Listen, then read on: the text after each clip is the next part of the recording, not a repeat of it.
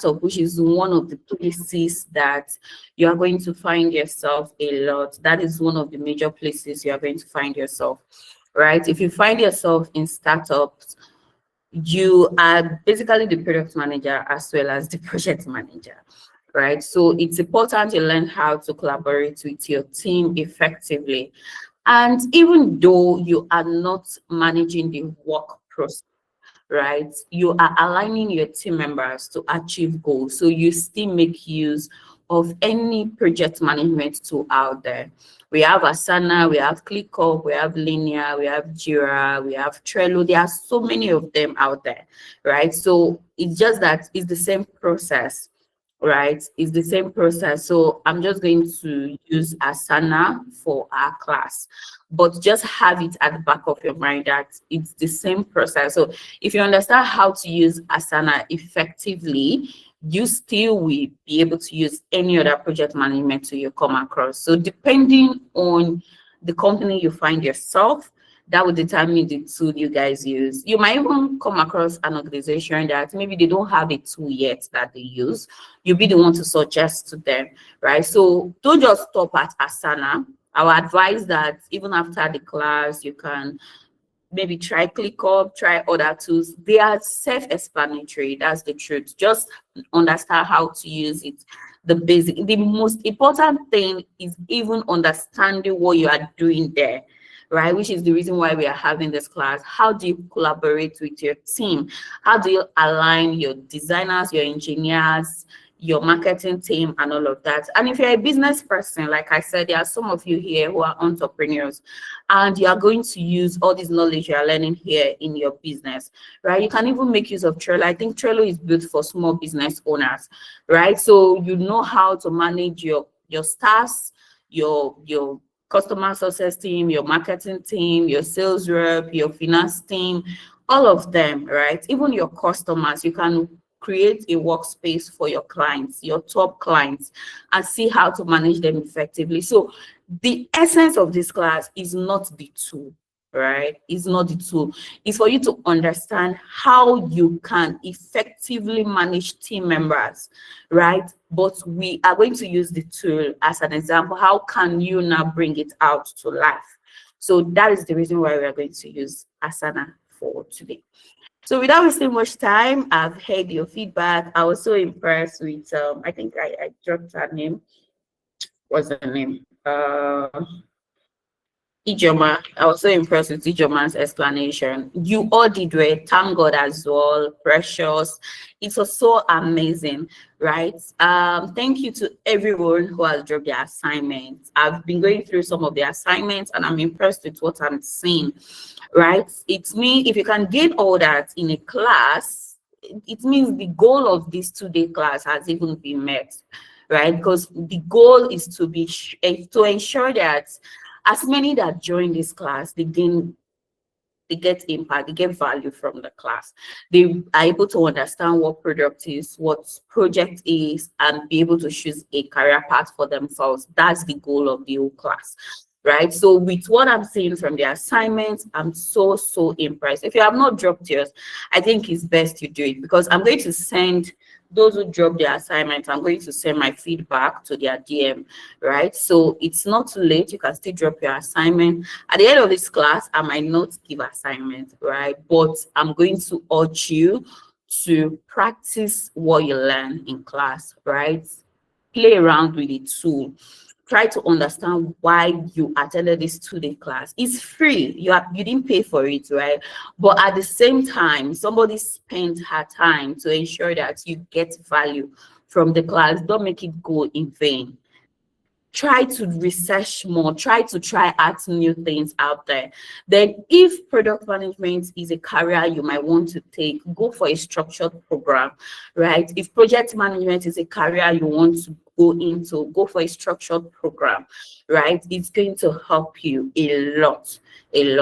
So yeah, at the end of this class, I promised yesterday that we are going to have one scholarship students. So at the end of the class, I'm going to announce the scholarship students. So don't leave early, stay till the end.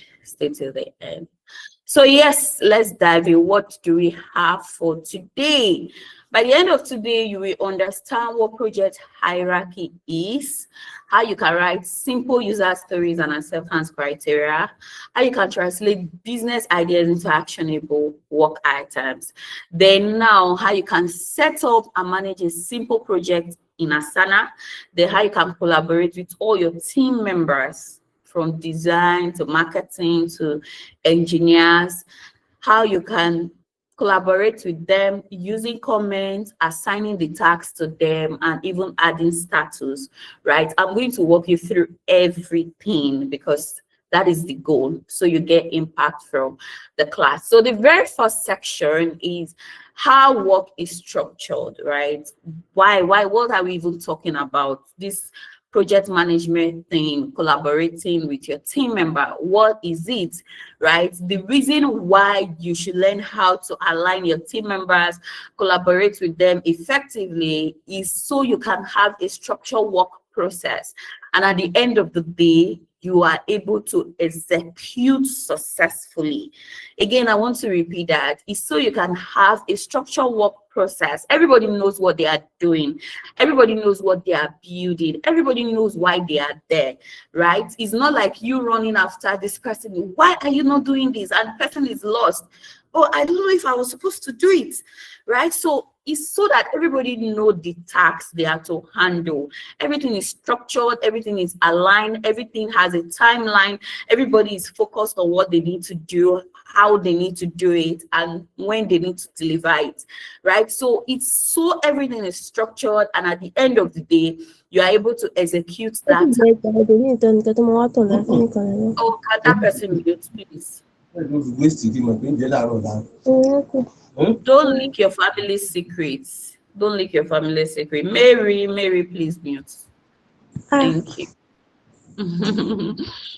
Yeah, so at the end of the day, you are able to execute successfully, right? You're able to, like, within the time frame, within the budget, you are able to carry out all your team members along to deliver that project as at when due, right? So remember, I said it's not just for project managers. Product managers need this knowledge as well. Like, you need it. It's more like your everyday work. But before we even go deeper, right, there's something I would want to ship in before we go to what we have on the next slide, is that your workflow, your work process is not static, right? It's not static. If there's anything product managers or project managers iterate on basically regularly, is their workflow process, right? Because you want to be able to deliver faster, and not just delivering faster, but delivering with quality, right? You want to be able to ship. People say shipping with speed, right? But shipping with speed without quality, it becomes wasted effort.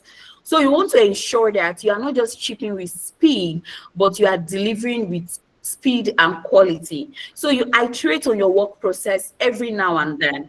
Okay, you were able to achieve 30% success this time around. Can you make it like 50%, right? How do you go about it? Okay, let me adjust the flow. Let me handle this. Let me give this to this. Let me add this. Let me add that, right? So it's something you iterate on. You might do it, it might not work. You go back to what you have before, right? Then you think of, you will come across something, you might think about it. It might even be when you're on the road driving or on the road going to work, something might just come up, right? You're like, okay, maybe if I bring the designers to communicate here or to do this here, it might help facilitate things and speed it up, right? So it's something that is not static. You do it every time, you iterate on it every time, right? So that is one thing I want you to know. It's same thing with, maybe if you're a business person, you buy your goods from a different location, maybe a different town. The process you take before, you want to think of how to improve on it, right? If you even ship from abroad, you want to think of how to improve on it, right? You can use project management tools to manage anything, right? To manage anything. It's just like you as a wife cooking, or as a lady cooking, or even as a male cooking, right? You want to, like, maybe think of different ways to speed up how you cook, but at the same time you want the food to still taste nice. right? So that is one thing you should have at the back of your mind when creating a good work structure, right? So what we call this, in project management, we have what we call project hierarchy, right? It helps you to be able to like break down any task that you have into smaller units so that you can create proper workflow for it to for you to be able to execute successfully, right? So but why does this structure matter? I know I've talked about it, but it matters because without structure, your teams will be busy, not effective. People will not know what they need to do. They will not know why they need to do it, right? So structure creates that clarity. It is important that you give this structure. It is important that you work with this flow. You create a flow. You create a structure of how you deliver, right? So everyone knows when there is a good structure, everyone knows what they are building. They know why they are building it. They know who is doing what, right? Nobody is confused. Nobody is assuming. Nobody is jumping into what is not supposed to be done, right? So, and they know when it should be done and when it should be delivered. I don't want to dwell too much on that because we've talked about it, right? So what is project hierarchy? Because project hierarchy is that thing that will help you to break down your task. So take, for example, you want to you are given a project on a building, right, as the project coordinator or as the contractor, right? As a project manager, you want to be able, it's a building, is a whole, is a big project on its own, but for you to be able to achieve this successfully within a defined scope, within a defined time frame, within a budget, you should be able to break everything down into smaller units, as small as possible, so the smallest of all.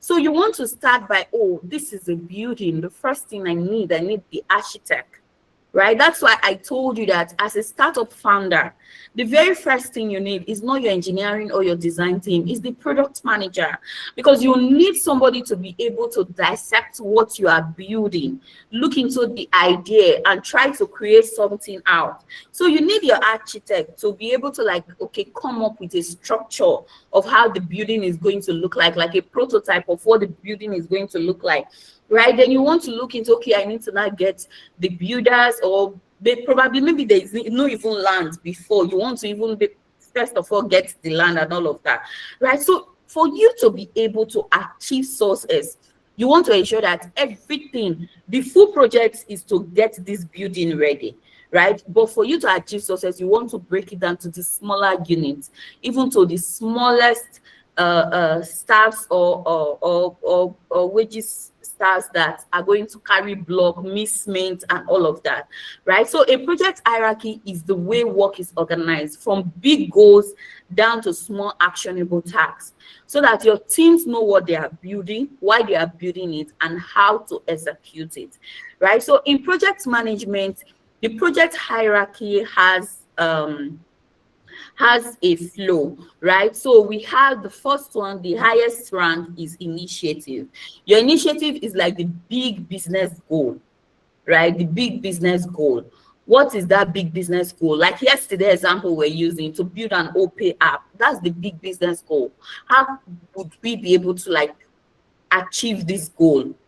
How should we be able, what's the process to follow to be able to launch this application as at when we want it to be launched, right? So it's a big business goal. For you to be able to achieve it, you need to think of ways to break it down. So the initiative is that goal that you have. Then the next is the project. Some people call this team. It's all the same thing, either team or project.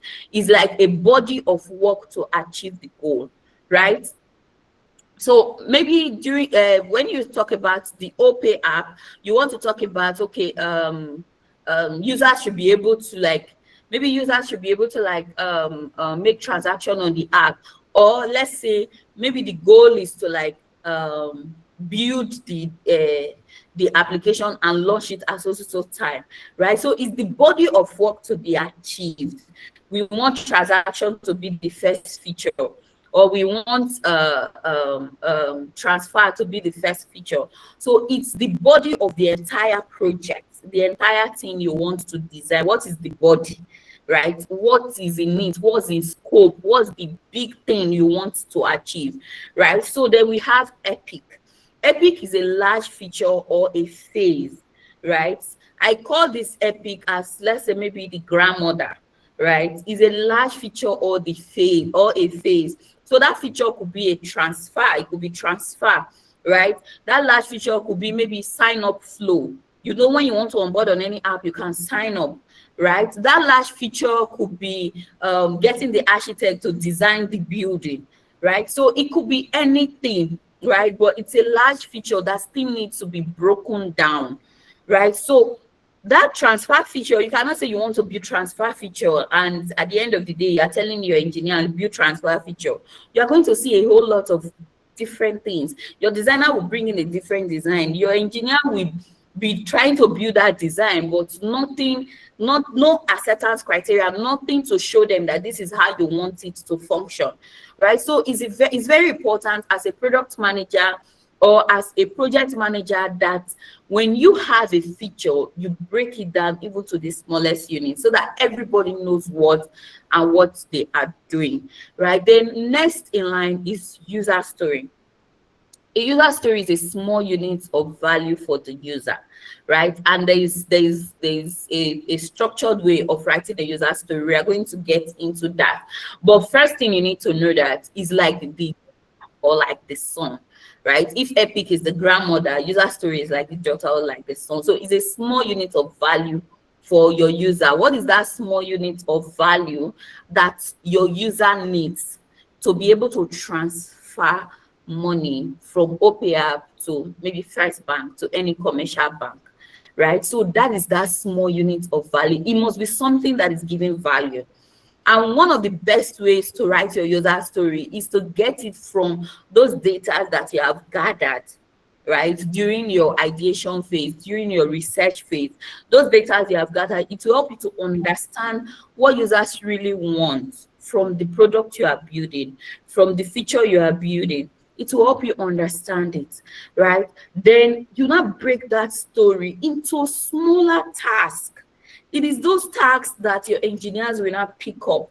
Your user story could be, you can even call on your engineers to get their ROFC ready, right? So you break it down to the smallest point so that you can track it, you can give it timeline. Because if you tell them, okay, build the transfer feature, it's a lump sum, right? They don't know that, okay, you need to add 2 input field, you need to add a button, you need to add this. When a user entered their account number, you should be able to bring out their name. You did not define those things, so it becomes vague, right? So you need to define what you want, then you break it down into those smaller tasks. So tasks are action needed to complete the story, right? Those actions that are needed to complete the story. I added a practical example here. So for example, improve onboarding conversion, right? Your users are onboarding on your app, but when they onboard, once they are getting to the dashboard, most of them are dropping off. What is making them drop off? You can use analytical tools to look into their experience, how they are using it, what is making them drop off, right? Then when you see that, oh, there's a lapse somewhere, you want to say, okay, let's improve our onboarding flow, because time to value is very important for every user, right? Your user wants to be able to onboard into your application as fast as possible and get what they need and get out, right? So you want to be able to simplify things for them. So the initiative now will be, let's improve our onboarding conversion, right? And the project will be, okay, we design user onboarding flow. That is not the project. Your initiative is to improve it. Your project now is, okay, let's design it out, right? This redesign user onboarding flow, because you have a design before. Let's redesign it out, right? Then the epic is new sign up experience. So when you look into the redesign, it's a new sign up experience, because it is when your user is signing up, that is the whole onboarding flow, right? So you want to, like, okay, new sign up experience. Then user story is, as a new user, I want to sign up with Google so I can onboard faster. So you know that, okay, maybe before the design you have before is prompting users to enter their email, enter their password, maybe probably enter their name before they can click on sign up, right? Or maybe plenty information they are filling, right? But a user wants to simply just go on your application, see the option or sign up using Google, and they just click on Google, or sign up using Facebook, they just click on Facebook and they are logged in, right? So you want to like, okay, break it down. In this new sign up flow, we want to redesign what is missing that we want to actually add to it, right? So what is missing that you want to add to it is new sign up experience, which is like Google or Facebook or X, whatsoever social platform you want to use. Then the task is now to design Google sign-in button, right? It's just to design Google sign-in button. So you have been able to like break down that big initiative that is to improve onboarding conversion. You cannot say improve onboarding conversion. There are so many things to be done. What exactly do you really want to do, right? Then you are saying, okay, let's redesign the whole flow. Let's redesign the flow. We have a flow before, but let's redesign it. Let's improve on it, right? Then the epic is saying new sign up experience. We have a sign up experience before, but it's too long for our users. It's making them to drop off. It's creating a whole lot of churn. Then you want to now break it down into story. What does our users really need? Maybe from the research you carried out, from the analytics you carried out, you saw that they need a faster way to sign up, which is using Google, Facebook, or X, and you add it as the task to design Google sign-in button. So this is just the project hierarchy that we talked about. Before we move to user story, do we have any question? I know that for beginners, this might be a lot of headache, but I want you to pay attention, write as much as possible so that you will understand what we are saying here. It is simple. Project hierarchy is simple, right? It's just for you to understand that it has a hierarchy, a ranking. There is a flow to it, right? From initiative to project or team to epic to user story, then to your task, right? It's as simple as that. So before we move to user story, do you have any question? Maybe you are a product manager, a project manager in the field before, and you've been struggling to understand this, or if you are even a business person and you want to understand it in line with your business. Do you have any question? Any question before we proceed? All right, so next is... Good evening. Good evening, ma. Good evening, ma. Okay, good evening. Sorry, please, my question is, how do we relate this project hierarchy to project life cycle? That's question number one. Then question number two is, how do we relate this project hierarchy to the axioms of project management?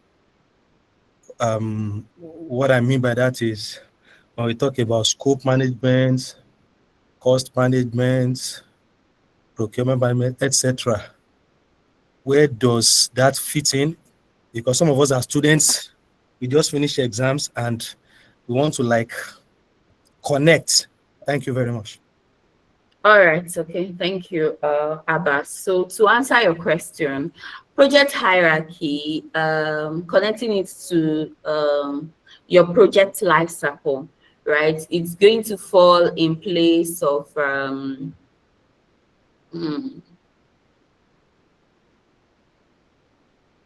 so the project life cycle is, let me go back to that slide. Let me show you so that you have an understanding of where I'm coming from. So look at this example that we have here, right? Look at this example, improve onboarding conversion. This is the initiative, right? This is where your whole project lifecycle falls around here, right? Because the project is for you to redesign user onboarding flow, right? This user onboarding flow is going to go through that project lifecycle, which has to do with from initiation to planning to execution to monitoring, then to closure, right? It falls around here. It's what you are going to do concerning the project, right? But this project hierarchy is what helps you to like break that project that you have down into smaller tasks and be able to assign it to your team members, right? The project hierarchy helps you to deliver that project successfully, like breaking it down to deliver it successfully. Why the project lifecycle is what helps you to manage this project that we have now in each phase until you complete executing it, you complete building it, right? I don't know if that answers you. I don't know if it's clear to you. Is that It's clear? okay. Do you understand it? It's clear. Thank you very much. All right. Thank you very much. Hello, I have some question. Yes. Okay. All right. Cool. Give them a blessing. Good evening. All right. So, sorry, I wasn't able to join the class. I don't know if the recorded I said if the session was recorded yesterday, and if yes, I would love to get the link. Sorry for drawing you back. Yeah, it's fine. It was recorded. Yeah. And the criteria was for you to join so that you can get access to the recording. But since you joined today, yes, you get access. The recordings will be shared tomorrow. The one of yesterday and today. All right. So based on what you're teaching today, I just want to get something clear. In a project cycle, right? Mm. Is it a project manager that decides how many persons or how many workforce to get on board on a particular project cycle, or is it a different, or is it the job of the HR? Like, how do they relate to that? Okay, all right, thank you. So it's not the job of the HR. Ruben, I'll flog you out of this class. It's not the job of the HR, right? The HR, okay, how do they connect? So you as the product manager or as the project manager, you know the resources you need to deliver this project successfully, right? You know that looking at the initiative, looking at the project, you know that you can't just get maybe mid-level engineers to build this thing. It's going to take longer time than what your stakeholders are requesting, right? You know that what you are going for maybe is top talent, senior talent, right? Or to be able to manage resources because of the budget they gave to you. That's why during the project lifecycle, you have that planning phase where you plan all these resources, all the things you need to be able to execute better, right? So if you see the project or the initiative that, okay, this thing is high, I need senior level engineers to build this, and you're looking at the budget cannot even go for like 2 or 3 senior level engineers. You want to see how to manage everything, manage your resources as a project manager, right? So it's in that planning phase you will decide the number of engineers, designers that you need. If it's a building project, you want to decide the number of builders you need, the carpenter and all of that, right? So it's in that phase that you are going to come up with a list in line with the budget, right? So let's say maybe the budget will cover for 2 senior level engineers, maybe 1 front end, 1 back end, then maybe 2 mid-level engineers, right, from each niche, right? So once you have what you need, you have to now go and meet your HR, right, and communicate to your HR that, okay, these are the talents I need to get this work done. It's not your HR responsibility to go and bring in those talents. So it's not the HR responsibility to decide who you need. It is your responsibility as a product or project manager. So your HR is to like bring those talents in. I don't know if that answers you. Thank you so much, Blessing. I appreciate it. Yeah, you're welcome. All right, so without wasting much time, let's proceed. Right now, after you've seen your initiative, you had that big goal that you want to achieve, you've been able to decide the project, right? What does this big goal contain? What project are you actually building out? And you've been able to break it down into an epic. Next is your story, right? How do you write user story? What does this user story even mean, right? A user story is just a short statement that describes what users want and why. Remember yesterday during our class, we emphasized on the fact that don't build anything for building's sake. Build for your users. Build because you have confirmed that your users actually need that thing. Build it because it is what is going to give your users value. Because if you go out there to build it on assumption, at the end of the day, when you launch that project, you'll be kicked out of the market because nobody would patronize you, nobody will buy it, right? Because it's not solving a problem. So you want to ensure that from the feedback you get during your research, you're able to identify the problems that your users are facing.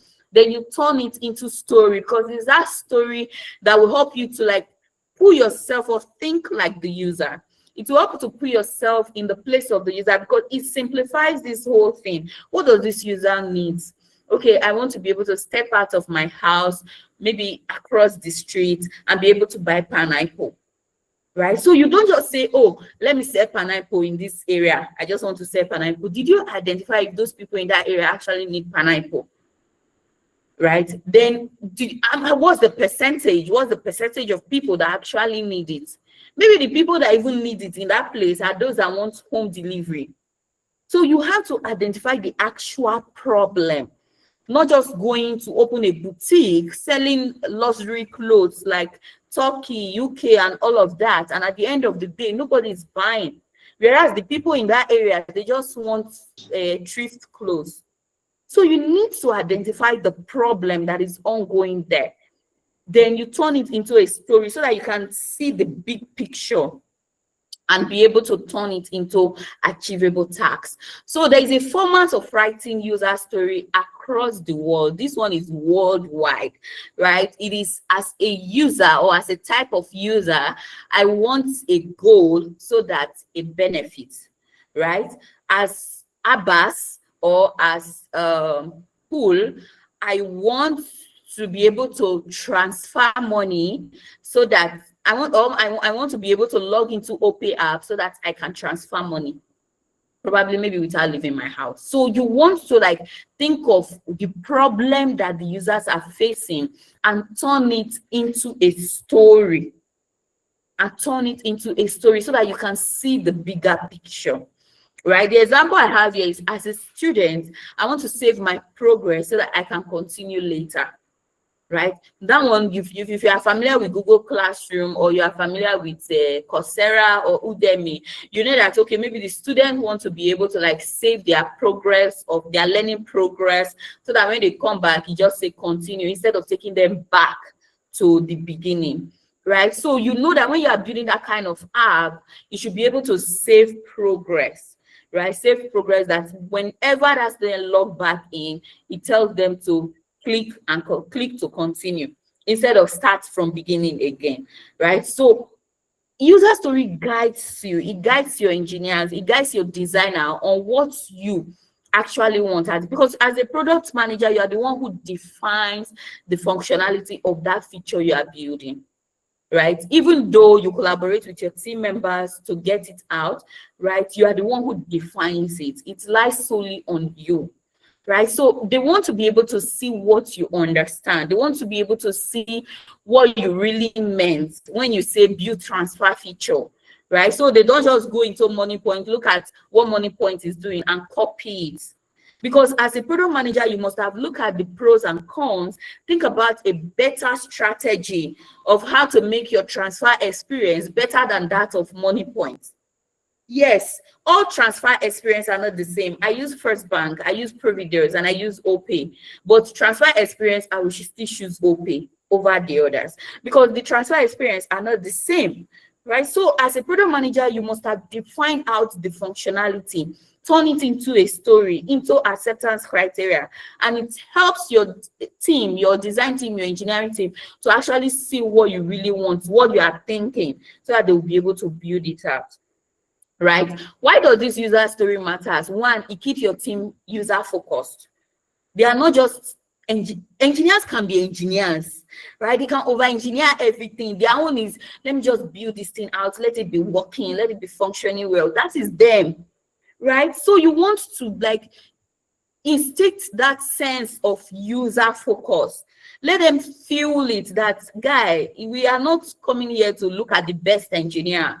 We want to build this thing out so that our users will fall in love with it. So you want to like put the user into their front.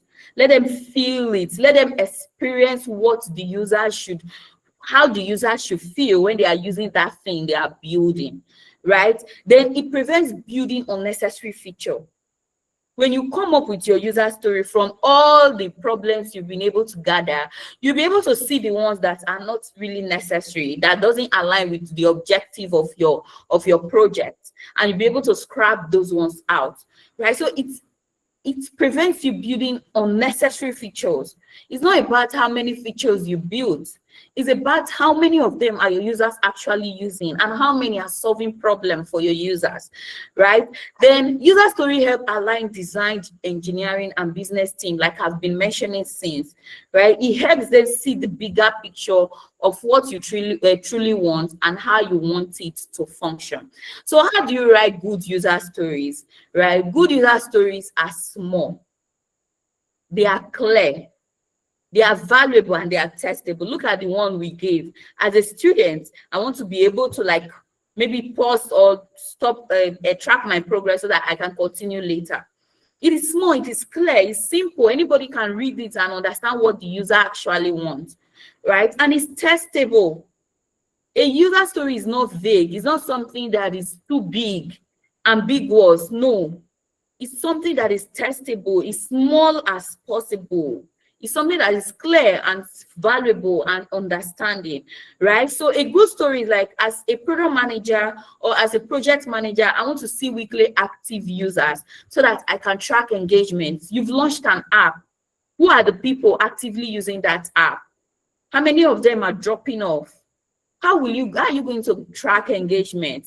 So you want to build a feature like those who built analytical tools and all of that. They want to build a feature so that they can track engagement. They can track the process, right? Then a bad story is confusing. It's vague. It's like saying, just like our initiative now, it's like saying build dashboard. Build dashboard is big. It's a big goal. It's a big business goal. It's like a project on its own. That's not a story. When somebody build dashboard, it's confusing.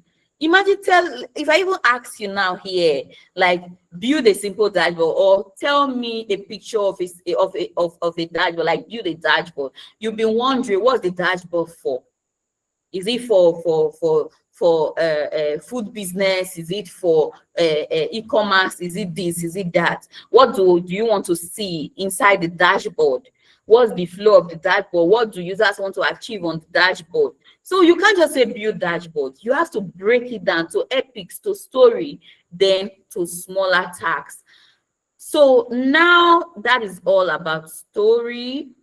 The basic foundation we need to know about user story. So we'll be moving straight to acceptance criteria, right? Because writing a user story is not enough, right? You have been able to tell somebody that, okay, I want to be able to log into OP app so that I can transfer money to my First Bank app or transfer money to my mom, right? Now, yes, they've seen the picture, they've seen the need, they've seen what your user wants, right?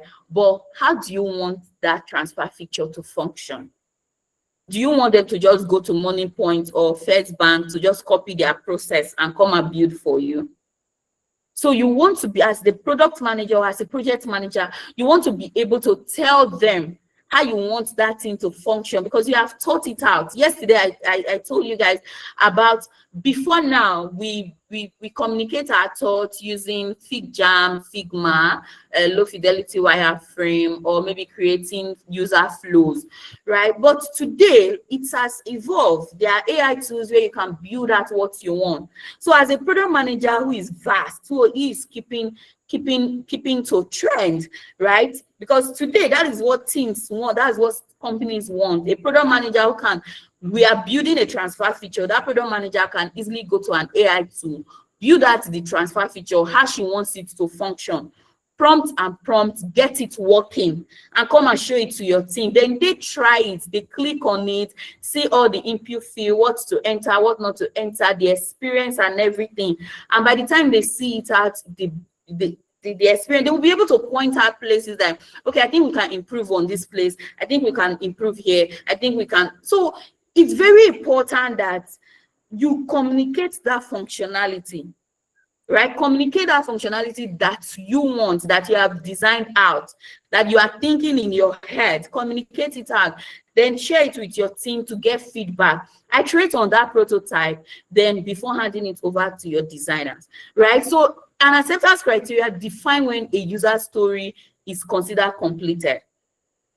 Right? So you want to be able to write out that functionality, because the only way you are going to confirm that feature you are building, or that project you are building, or that story you are building, the only way you are going to confirm it to be completed is when it meets all the criteria. Think about criteria. Maybe the criteria is for you, or maybe you are pursuing an MBA degree, right? The criteria is for you to go through your lesson materials, write your exam, and pass successfully. So if you go for that MBA program, and at the end of the day you didn't go through your writing materials, you jump that process, right? You enter exam hall, you are depending on your next seat neighbor, and your next seat neighbor did not even read this, just like you. At the end of the day, you failed, or you didn't even complete the program. Is that successful? No, it can't be marked as successful. You had a big goal, an initiative, you had a big dream. Your project was to, like, okay, maybe pick a school. You picked it, you registered for the program, but you were unable to complete it. You were unable to complete the criteria, right? So an acceptance criteria is what shows that that big goal you had, that project that you picked on, is marked as done, is completed. Right? So you have to write out the functionality. We are building a transfer feature. How do you want it to be? What do you want to see? What are the things you want your users to enter to be able to achieve it? Then how can you, the product manager, confirm that, oh, this thing is completed? Because by the time they build it, if there are bugs, if it doesn't meet the criteria, you are going to, like, go back to them for them to iterate on it, for them to rework it, for them to fix those bugs, right? So you can't mark this thing as completed. You can't move it to completed until it meets all the criteria that you stated at the beginning, right? So as a product manager, it's very important that you have a criteria for whatsoever feature or whatsoever project or whatsoever task that your team are building. Same thing with a project manager. Have a criteria. What is going to make you say that, oh, this building is completed? What is going to make you say that, oh, this project, because we have IT project managers, we have physical project managers into construction projects, manufacturing projects, and all of which, right? There are so many type of projects, right? So you want to be able to say that, oh, this project is completed. What makes you say that it's completed is what is referred to as acceptance criteria, right? So the answer, how do we know that this story is done? How do we know that this task is done? An example of an acceptance criteria for a story that is, as a user, I want to reset my password so that I can regain access to the application, right? Is users can request reset via email, right? When they click on reset password, they will see it via their email. Then users receive reset link within 2 minutes. Right? So you set the time. There are some product managers that will say 1 minute. Me, I love 1 minute a lot because I don't want anything that will slow down my users. Right? So users reset link within 2 minutes. Link expires after 30 minutes. That's why you see that sometimes when you reset, and when you click on reset password in your email, they are telling you have 30 minutes to do this. Right? So click on the link and reset the password. If not, it will expire. So link expires after 30 minutes. Then users can successfully set a new password. Right? User can successfully set a new password. So if this is like a live project, I will not even end my acceptance criteria here. Users can successfully set a new password. I will still add more criteria. At the point of setting the password, users should be able to enter their old they should be able to enter their email, then the new password, because they don't know the old password. That's why they are resetting it. So they should be able to enter their email and the new password, right? So you have to, like, give it depending on how you want it to flow, right? You might want to consider, maybe after writing all the criteria you need, you look at it, is this flow going to be too long for my users? Okay, maybe it's too long. Instead of me adding email here, let me just add it at the beginning. That's why you see that, okay, users can request reset via email. right? So you have been able to even shorten the process. So time to value, when you're writing your acceptance criteria, time to value, which is called TTV in product management, is very important. You put that at the back of your mind. Who is leaking their family secrets? Please mute. All right, so let's continue. So this is it about acceptance criteria. Before we move on to the final phase, do we have any question? Any question? Okay, I wanted us to just continue. All right. Yeah, ask a question, Halima. Okay. Okay. Oh, sorry. Can I go ahead? Yeah, go Hello. ahead then. Okay. So as a product manager, like when you are submitting your user story to the, let's say, development team or the design team, you must submit together with the acceptance criteria, right? Yes. But it doesn't Hello? mean maybe yes, I can hear you. I can't hear you. Can Or you is hear it from me? my end? Okay. Yes, I can hear you now. Oh, All right. So that might be, can you hear me now? yes, I can hear you now. So that might be the workflow, depending on the flow you have, right? If your work process is to share your user story first with your team.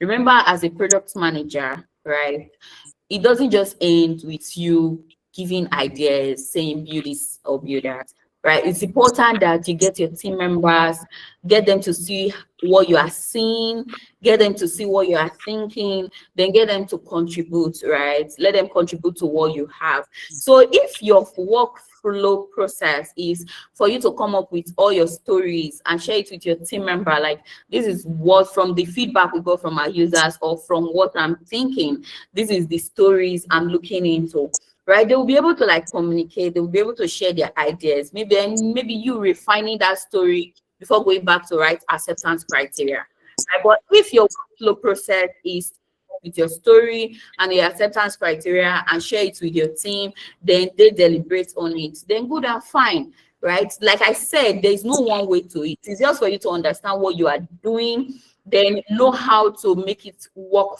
faster and better for you. Does that answer, Halima? All right, nice. Thank you so much. Daniel. Okay. I have a question. All right. Can I go ahead? Hello, good evening, everyone. Okay, cool. We'll come to you after Daniel. Good evening, Hello, good Daniel. evening, everyone. Yeah, Good evening. thank you very much for the presentation so far. My questions goes like this. Most of your explanation goes in line with software application. I would like to know in which way can one relate all this explanation to a physical business like someone who is into soap production? Thank you very much. Okay, who is into soap production? Yeah. Yeah, so you can actually relate it to it because I still remember that sometimes when I'm citing some examples, I use physical businesses like boutique and all of that, right? I use construction businesses as well. It's just for you to understand what the flow is about, right? So if you have a definite question, maybe about writing user story. So maybe your user story is, I want to be able to okay, as a restaurant owner, I want to be able to buy soap from Daniel to wash my plates, right? So Daniel has written that criteria. Or as a restaurant owner, I want to be able to, I want the soap I'm buying from Daniel to like maybe foam very well, right? Depending on the problem that or the complaint that your user gave to you, right? You look at that problem, that pain point, and turn it into a story. and be able to like write it out. So when you see that story, because you've been producing this soap, you decided to ask your customer, how was your experience with this soap? Some of them are saying, oh, I love it. Some are saying it doesn't foam very well. Some are saying it doesn't foam to my expectation. Some are saying it foams well, but I don't think it cleans oil very well. So you want to like look at their pain points and turn it into a story, right? Following the format I gave. Then that story is going to guide you on how you are going to produce. Okay, let's say maybe the what you add, the ingredients you add that makes it to foam very well, right? You want to like maybe increase the quantity. Or maybe there is a particular ingredient you've not been adding that can help remove oil stain. Then you want to like do a research, get to know that ingredient, then get it and add to the soap. So the story guide you on how you should improve on your soap business. I don't know if that answers you. Yeah, I'm clear. All right, thank you. Cool, let's have you. All right. Can I ask a question now, Blessing? Yes, yes. Yeah. Thank you so much, Blessing. Okay, so I have two questions. One of the question is within a product development cycle, I'm talking about, with the tech area. Between a product manager and a project manager, the what's it called again? The acceptance criteria. Can there be difference between a product manager acceptance criteria and a project manager's own within a product development cycle? And then number two question is this: can there be an apathy between these two managers within a product cycle? An apathy or an empathy? An apathy, that's more like a disagreement in terms of workflows and criteria in terms of the product development. All right, okay, thank you. So to answer your question, Paul, right? If you have a project manager available, because you remember I've been mentioning it that most of us might find ourselves in an organization, maybe a startup that only have a project manager, they only have a product manager, right? If you have, if there's no project manager, you are the one handling the entire workflow process, right? The entire development process, right? But if there is a project manager, right, you only collaborate with your project managers to come up with the acceptance criteria. Maybe if after you've written your user stories, right, you collaborate with them on the acceptance criteria, right? It's not like one we have to write a different criteria, the other one we have to write a different criteria. No.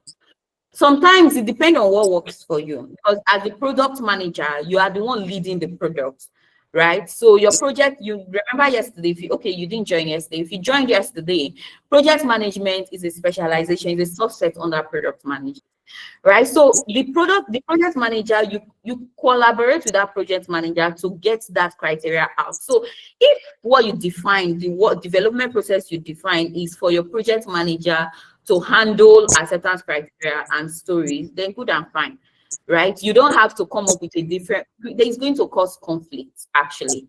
It will cause conflict. That's why you see that when a scrum master is available, as the product manager, you don't handle sprint planning, sprint reviews, sprint retrospective. No, you only come up with the idea, you only come up with the goal, what you want to do. You define vision, you collaborate with this team, then they handle the execution process. So your project manager handles the execution of that initiative, that epic, that picture, that story you have brought out. Your project manager handles the execution process, right? So if what you define for yourself is you, the product manager, coming up with the user story and the acceptance criteria, and you are handing it over to your project manager, okay, get the team to build this thing out, then that's fine. But the only thing I'm going to add to it is, as a product manager, you are not a silo decision maker, right? Always collaborate with your team. If you have a project manager, collaborate with them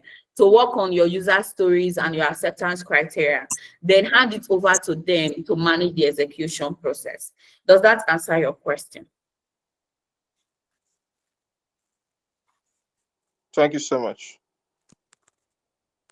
All right, you're welcome. So let's proceed because this is 8 already and we have a practical session so that we can wrap up fast. So moving from ideas to execution, I've talked about this before. This is the flow from idea, initiative, project, epic, user story, task, and delivery, right? So we are moving to the practical session now where we are going to be using Asana. With all that we have been explaining since, how what's the process we need to follow to, as the project manager now, or maybe as a product manager that doesn't have a project manager, what's the process we need to follow to be able to like bring out these tasks or manage these tasks using project management tool. First step first is to create a workspace. If you have your laptop ready, I think this is the time you need to turn it on your phone. If you have Asana, like I said, you should download yesterday. Just open the application, right? Open the app. I would have loved somebody with a laptop to share their screen so that we use their Asana as sample in class, right? So that everybody can understand the flow, right? Does anybody have their laptop turned on just for it to be fast? Oh, Clementina, nice. Thank you. Can you share your screen? Okay, would you mention also? So let's have Clementina share her screen, right? So this is the flow needs to go through from creating a workspace. I'm going to walk you through the life sample example. Then you create a project, right? Then you add section, right? Then you add your story, acceptance criteria, assign the tasks to either your designer, your engineer, then you use comment for communication, right? So before we are waiting for Clementina, there's something I want to walk you through, right? It's a simple task workflow. When you want to use this Asana, what's a simple task workflow that you need to follow? We have backlog, right? This is not static. You can refine this as much as possible. Like my current place of work, the flow I have is like 15 flows, right? So it depends on what works for you and iterate on it time after time, right? But this is just a simple flow that can guide your development process, right? So first thing first, we have backlog, right? This backlog is like your tasks, your ideas, your list of tasks or ideas that are not ready to be worked on yet. So maybe you are working on the street, you have an idea to improve on your app, you just drop it on your backlog, right? They are not prioritized, they are not even clarified yet. You don't know if you are going to actually build them, right? They are not even scheduled. So you just add different tasks there, right? No one is working on it yet. That is the rule. So you add them to your backlog because later you are going to visit them. Maybe during your planning or maybe when you are working on your roadmap, you are going to visit them, then prioritize them, right? Based on their score and see the ones to add to your quarter roadmap if you write your roadmap based on quarter. Then if you have prioritized them, you can now move them to do. So let's say this is fourth quarter, it has ended. Every organization now, maybe when they resume in January or before they went on break, they must have worked on their first quarter roadmap, right? Whatsoever you prioritize from your backlog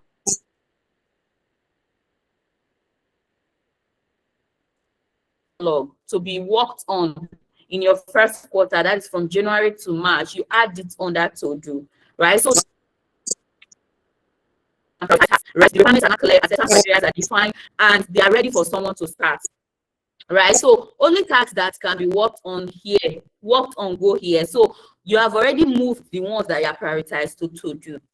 Then when somebody pick it up, maybe designer, maybe this is a design workflow or maybe engineering workflow. If your designer or your engineer picks it up, it could be even marketing workflow, right? It could be like for Daniel now, it could be so production workflow. So maybe after refining the new things you want to add to your so production, right? And you want to start your production process, you can now move that task from produce to in progress. So when you move a task from to do to in progress, it means that someone is actively working on it now, right? It could be anyone. So from here, you've already assigned it to an owner, but you can assign it to the owner from here, right? Work has started. The task has been assigned to the person that needs to work on it, right? So if that person that is working on it that moves it from to do to in progress. So your responsibility as a product manager is not to move that task from to do to in progress. If your engineer, your designer, your marketing team, or for Daniel, your production team, or for a construction person, your builders that are going to move it to in progress. Oh, I've started building, foundation has been dug, right? They move it to in progress. When they are done from in progress, right? You move it to in review. So this in review could be design review. It could be when your engineering managers are reviewing your engineer's code, right? It could be when maybe the product team is reviewing the product, the criteria, the acceptance criteria, or probably testing, or maybe when your QA are testing, right? So it's you can add more flow. You can even add QA. So this in review means that this person is done with the work, right? They now move it here so that you can review it. If you now meet the criteria, you can move it to completed. But if while they are working on it, they discover some complexities, some blockers, some things that could delay the work from the expected duration you've given them, they can move it to blocked. Maybe there is a dependency, especially for front-end engineers, that maybe they are done with the UI and they are waiting for the back-end engineer to give them APIs that they can consume. They can move it to block because it's dependent on another person, so that you won't say that, oh, you didn't complete the tasks as I told you, right? So maybe it's waiting for design, waiting for API, waiting for decision. You move it to blocked, right? Then once they have unblocked them, you review it and move it to completed. So completed means that that task has been completed, right? So this is a simple backlog sample, like using the OP example we used yesterday, right? Improve failed transaction, add dark mode option, allow users to download transaction receipts, then reduce login friction, improve customer support access. These tasks, you don't know if you are going to build them. It is from your customer complaints, from support team, that you got all this feedback and decided to add them to your backlog. So when you are planning your roadmap, that's when you now prioritize them, align them to the objective, to the vision of your product, and select the ones that you want to build out, right? So this is a sample of, this is one of the tasks here, which is improve failed transaction experience, right? So this is one of the tasks that we are going to build out now using Asana. So I want Clementina to share her screen now so that we can dive in. Let's dive in. Let's dive in. Clementina, are you here?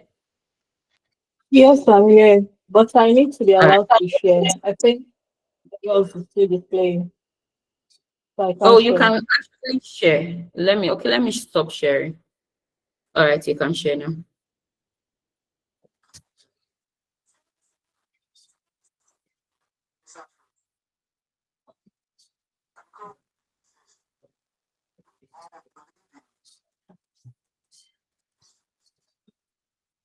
So if you have your laptop turned on, please go to www.asana.com. Just click on asana.com on your Chrome browser, right? You can use your Google to log in. It's a simple login process. Then if it's on your phone, just sign up and log into the app, right? It's a simple signing process as well. So if you have a PC, you don't need to download the web version or the Windows application. You can go ahead and use the web version. Clementina, we are waiting for you. Okay, I don't know if it's network, but I've tapped share. Not sure if it has come out. No, it's yet to be up. Uju, can you try sharing? Maybe because of time. Anyone who can share can just share.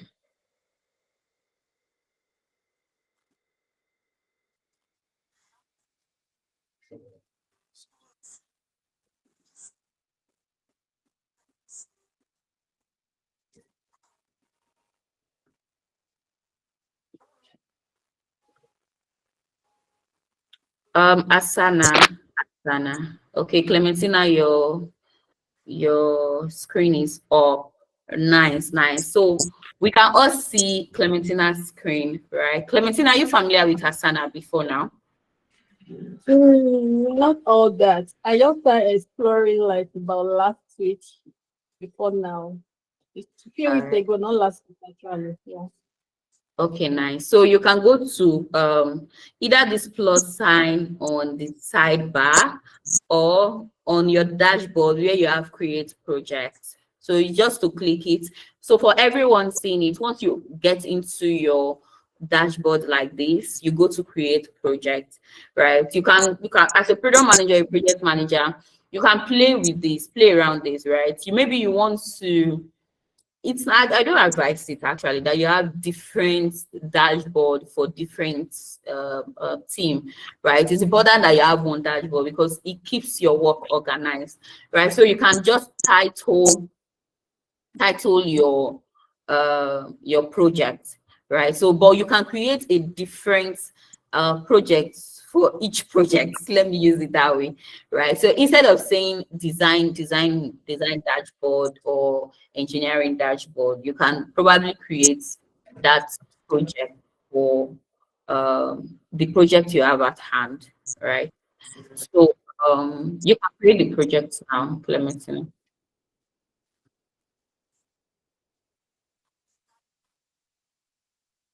Did you click on create new project?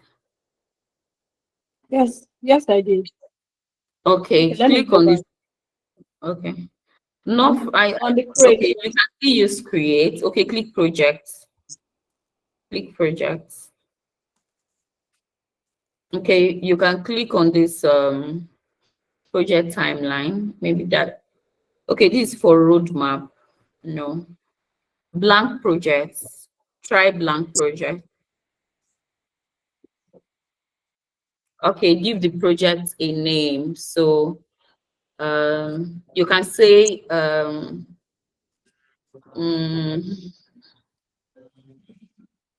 just let's use our program, right? 2-day holiday class or 2-day products. That one will be too long. 2-day holiday class project. Just give it any name.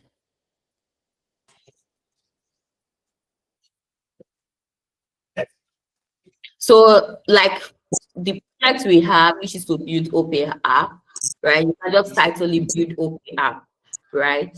Like Daniel's own now, you can just say improve soap production process or soap production quality, right? So you just give your project a name. Maybe buy new stock of clothes from Dubai, right? Buy new container of clothes from Dubai. Let me act like Odogo. So buy new container of clothes from Dubai. You can just give your project any name, right? So 2-day holiday class. All right, then go to my workplace. That's private. Okay, you can click on continue actually, since you are not on the paid version.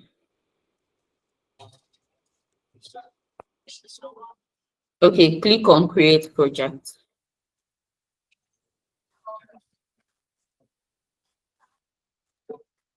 It's down. Create project.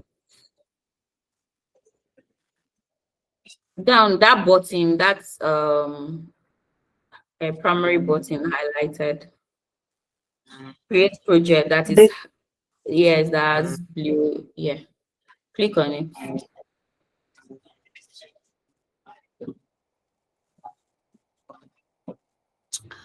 All right, so we have our board, our project now, right? So you are going to click on board. I want us to understand the board flow. You can use list, right? But that's when maybe you have defined your workflow process. So click on board, double click on board. on board. Board from the top Okay. bar. Okay. All right, so we can see different section. So this first section, from the example I gave, you can title it backlog. Don't click on plug. Okay, yeah, just title it, just type backlog.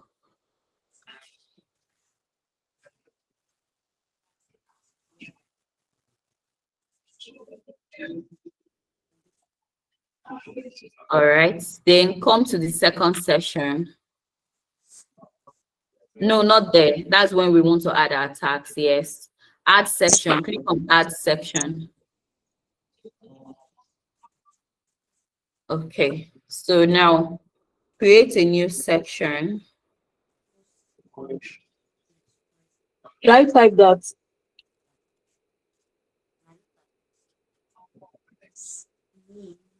To do. Title it to do.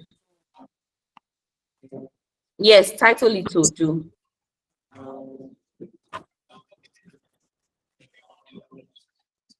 You can put hyphen at the center. Guys, hope we are following the process. Between to and do, put hyphen. Be practicing it out on your own end also, so that you understand how it's done. Yeah. All right. So create another flow. Create another flow. Where is your plus sign? Click outside. Click outside. All right. Now add section again. That should be in progress. Okay. After in, add hyphen, then progress. Yeah.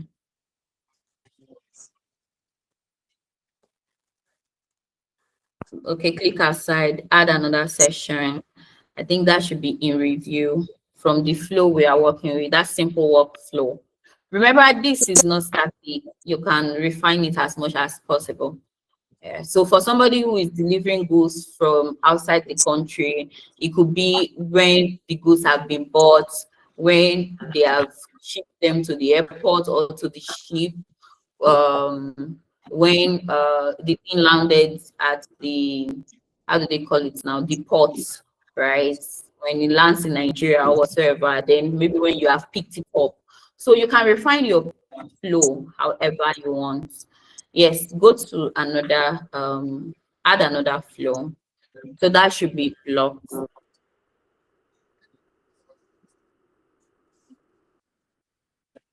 You said I should title it what? Blocked. Like when something is blocked. BLOCKED. Yeah. Then the last one completed. So this is a simple flow process that you can follow, right? So in this 2-day holiday class now, which is our initiative or which is the project, from the example we have here on our OP app, we are saying improve field transaction experience. We have built out this OP app. Users have started using it, but they are having field transaction experience, right? So our task now is to improve field transaction experience, right? So Clementina, so you go to backlog, right? Let's just write out maybe 4 backlog items. They will not pick the prioritized tasks, which is for us to improve that transaction experience. Yeah, so add backlog items. Let me give you the 4 items we have on our slide. So add dark mode option. Add dark mode option. So type it, add dark mode option.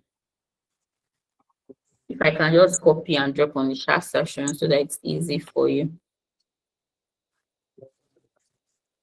Add. Okay, add as a word before the dark. Okay. Yeah. Yeah, because you are adding it to the app. Yeah, nice. Okay, click the outside. Add another task. So improve field transaction. No, not there. Yes, improve field transaction experience. We are almost done, guys, so please practice it out as well. So if your users give you feedback and you have a list of all the feedbacks that they have given to you, you add them to your backlog. It's from your backlog you look into them, turn them to user story, allow users to download transaction receipts. The next one, allow users to download transaction receipt. So from your backlog, you add it to user story. You add user stories to them, right? You click on it. When you click on this tag, we can add user story, right? So you add user stories to them. Add after adding user story, you will know the ones you want to prioritize, right? You prioritize them, move them to do, then add your acceptance criteria. Even a task itself, I think we can work with these three for now, right? So go up, go up. We are building out improve transaction experience. So move, click on this, right? Click on this, improve failed transaction. No, the second one. The second one. The second, yes, left click on it, sorry. Press, hold it, and move it to do. Click outside, click outside, click outside, click outside. Hold it down, move it to do. Okay. This is where most students struggle. So hold it down, yeah, nice, move it to do. Beautiful. Where is it? It came back. You didn't move it to where? Move it again. Yes, ensure that it enters the bus. Calm down, calm down. Don't release it yet. Calm down. Perfect. Leave it. Nice. So we have moved it to do, meaning you prioritize all your tasks, right? You prioritize them, add dark mode, allow users to download transaction receipts, improve field transaction experience. And you see that, oh, the best one right now is to improve field transaction experience. Then you now move it to do, right? So when you prioritize, you move it to do. You move a list of your prioritized tasks to do, right? So click on it now, double click on it. We are going to add user story and acceptance criteria. So you see play assigning. This is where you can assign it to someone. So we can click on this assigning now and probably assign it to Clementina or Uju, right? Assign it to Olatoro, Caroline. We can assign it to anyone here, depending on the person working on it, right? Then you add due date, right? You add due date. You can add due dates. You see now it pops up calendar. So you say, okay, this task, this 28th of December, you want the task to be ready by 2nd or 5th of January. You add the due date, right? So go down, go down. Let's see. This is your description. Go to description. So under your description, this is where you enter your user story and your acceptance criteria. Are you getting me? This is where you enter your story and acceptance criteria. Eniola, please mute. Please mute. Another thing also, right? If you have turned your backlog items, if you have turned your backlog items to stories, right, you can change the title. You can change your title or your list, your tax title to the story. It's totally on you. This thing is flexible, right? So instead of saying improve field transaction experience, you can say maybe as a user or as a this, I want my transaction experience to be improved or whatsoever it is, right? As a user, I want to understand why my transaction failed so that I know what to do next. Are you getting me? So this is basically on you, like it's fully on you. It's so flexible that you have to be the one to like refine it however you want. So Clementina, so on that description, or you can choose to add it on the description, right? So on the description, I'm going to drop the user story and acceptance criteria I have on the slide on the chat section, right? So that you can add it. You can add it. So as a user, as a user, I want to understand what my transaction fees so that I know what to do. The product manager now will look into that problem, right? And we'll be able to come up with criteria of how they can improve that problem that the user is facing, right? So the story or the task, you're actually supposed to number it. So from this acceptance criteria now, click on enter so that you move it to the next line where you have acceptance criteria.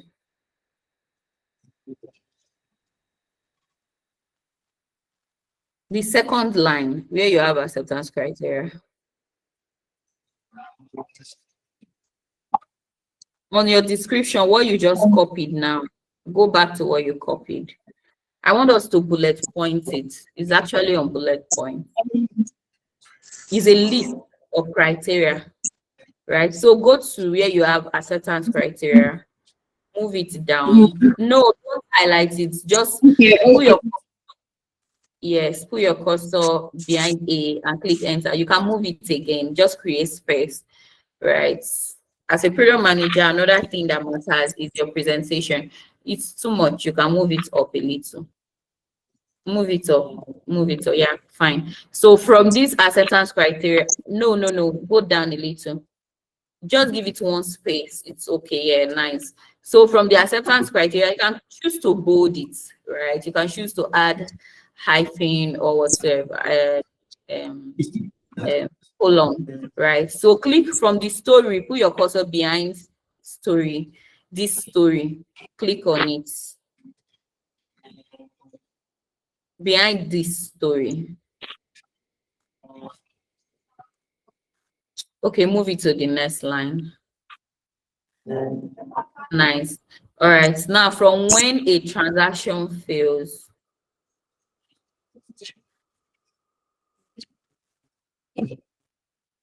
where you have column there, move it to the next line. Still on that line, story is complete when, then from that, when a transaction fails, move it to the next line. That's where we are going to like add the turn them into a list. We are turning what you copied into a list actually. Yeah. Do you understand? Have you seen the when? So you said the error. This story is complete when this When story is complete when then when from that when the next when, move your cursor to the next when, then move it to the okay. next line. Yes. Okay. Then the error after the bracket of failed, yes, move it to the next line. Nice. Then the message suggests a next action. The message is displayed within. Nice. Then the message is consistent across. Nice. So you can highlight this list now. Highlight the list. Highlight the entire list. Come again. You said I should highlight what? Highlight the list. Go to the list. Highlight okay. it. From that, when a transaction. Yeah. Yes, highlight it to the last one.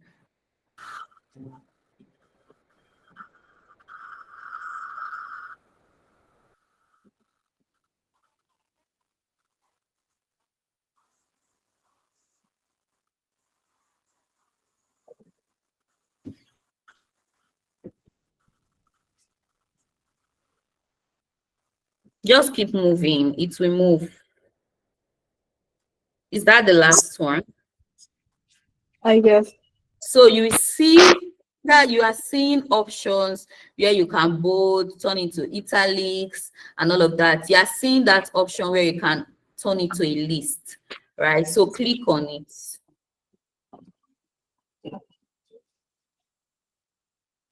The one with 3 lines. If you are familiar with nest, nice, click on that.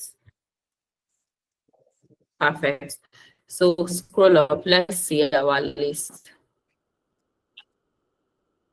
So these tools have different options, different features that you can use, right? You can see that you can even embed link, you can add anything, right? So scroll up, scroll up.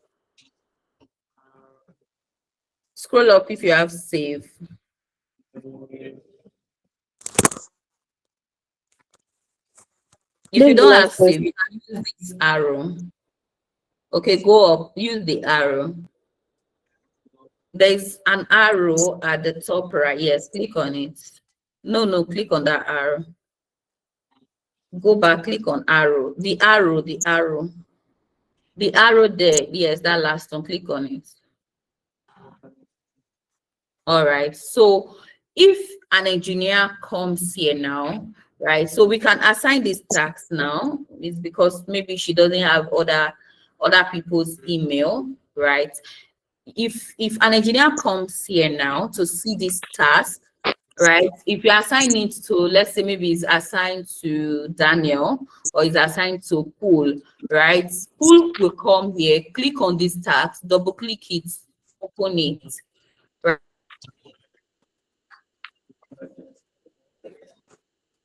right? When Pool opens it, it's going to see the user story. It's going to see the asset as well. They will understand what is to be done, right? The designer, after even when they finish their design, they can embed the link to the design on this particular task, so that when the engineer picks it up, they see everything that is related to the design.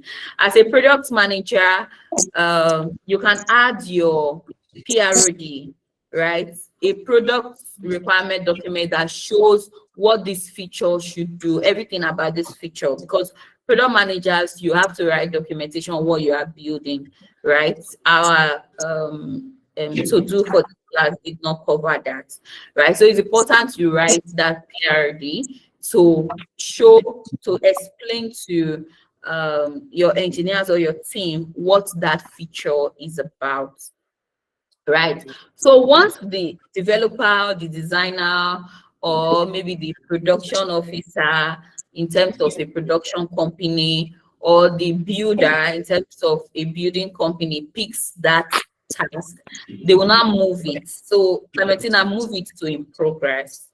So we are just going to complete this flow and we are done. Okay, So which am I moving? My the network, task, my went yeah, that task itself, move it to in progress. the improved failed transaction.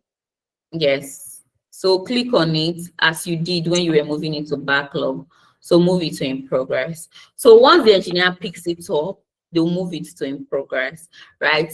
A product manager or a project manager will come to this workflow dashboard now, and they will be able to see a picture of where that task is currently, right? When they get here and they still see the task on to do, you know, every product manager will be vexed, right? Because let's say maybe you'd be like, this is 4 p.m. I'm just using an example of what happens today. This is 4 p.m. You're supposed to have done this, right? So you say that this is Monday already. This part is supposed to be in progress, right? Or this is the 3rd week already. Why is this task still on to do? So you want to like reach out to the dependencies, the team, the engineer, the developer, the designer that needs to work on it. You want to like maybe call the driver that is bringing your load from Lagos to Onitsha, right? You want to like call them, this thing has not moved, because if it has moved, the driver must have moved the tax, or maybe your staff must have moved the tax, right? So you want to like, because this table, this workflow process gives you a picture of where that tax is currently, what is going on about the tax, right? So now that I come here and I'm seeing that this tax has been moved from to do to in progress, it gives me a picture of where we are. I know that, oh, the engineer has picked it up and he has started development already, right? I don't need to be sending an engineer a message, right? I just have to follow the progress. So if only maybe the thing is getting delayed than expected, that's when I might not reach out to the engineer, right? So you know what works for you as a PM, know what works for you, either as a product manager or as a project manager. Organize your workflow process, ensure that your team members follows this thing as expected, right? Let your engineers know that it's important that when you pick up a task, move it from to do to in progress. I want to see the flow. I want to see where that task is when I come to the dashboard, right? So by the time the engineer finish the task, it will move that task from in progress now to in review. So Clementina, can you move it to review? Move it to review.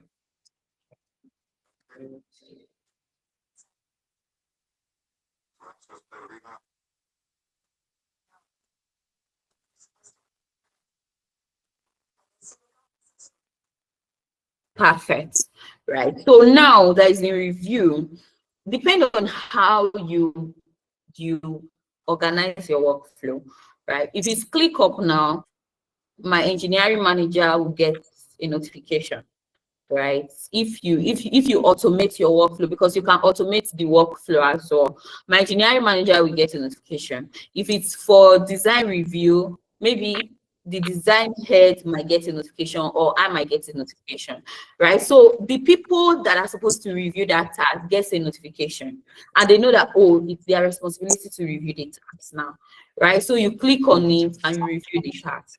Right, so the engineering manager will review the tasks, the design manager, depending on who, right? Depending on who is to review the task. Then the product manager, you review the tasks, look at your acceptance criteria that you added. Does this thing that was built meet up to the criteria? Is it exactly how you want it to be? Right, so once that feature that is moved to a review can answer those questions that you have on your acceptance criteria, you can now mark it as complete, right? So that is when you now move the task to completed. It's not the responsibility of your engineer to move the task to completed. It is your responsibility as a product manager. Even when your engineering manager has finished review, they might just drop a comment like, maybe at blessing, this has been reviewed, right? It gives you sense to like, okay, now I can review it, right? So once they are through, you review it. If it meets all the criteria that you gave, you can now move it from in review to completed, right? But if there is a blocker, maybe there were dependencies and all of that, the designer or the engineering manager will move it to blocked, right? Because he has seen that, oh, the engineer has actually finished his aspect, his part, right? Maybe front-end engineer is waiting for backend to send UIs. So you move it to block. Once the UIs are back, have been sent, you can move it back to in progress and consume the APIs and move it back to in review, right? So it's just a flow that gives a picture of where that particular task is right now. Everybody knows what to do. They know their responsibility. They get notification because it's automated and all of that, right? So Ruben has a question. I'm coming, Ruben. So can you move it from in review now to completed? So this feature, improved field transaction experience, met all the criteria that we added earlier, right? So now we are satisfied as the product managers and we can mark the task as completed. Nice. Yes, it's a success. It's not easy. It's simple when I'm explaining it. If it's a real life scenario where you are developing a feature, it's not as simple as this, guys. It's not as simple. This flow can give you headache, right? You're not like, let me add more flows, let me add more tabs. Maybe you want to bring in your QA. You want to like create a different tab for engineering manager to review. So it's not as simple as that, but I just want you to understand what you are doing here, right? So that when you want to like refine your flow later, it's totally flexible on you, right? So from here, Clementina, you can mark this good. It's totally on you. You can mark this good. Just click on that good there. No, not like. that circle that has that good sign. So click on it. Yeah, so see it, mark task complete. Once you mark it, it turns to green. So whenever I come to this board, I can, oh yeah, we are done with our task, right? So this is a simple process on how you can manage your tasks, align your team members to get a task completed using Asana. Thank you, thank you. So Ruben, time for questions now. Clementina, thank you so much for sharing. You can stop sharing now so that I can share my screen. Thank you so Good much. evening. Can you hear me? You're welcome. Ruben, yes, you can ask your question. Oh my goodness. Can you hear me? Yes, yes, I can hear you. Okay. I want to use like a scenario now. Currently working on a project, and there are cases where okay, for instance, we're moving to development. So should we wait for designers to complete the UIs, or while we are assigning each of the user stories? Say for instance, we are assigning a sign up feature. Of course, designers, we need to design the UIs. The backend, we need to create the APIs, and of course the front end need to implement the UIs. So do we assign everything at once, or we should wait for designers to finish with all the UIs before we now start assigning to front end and back end?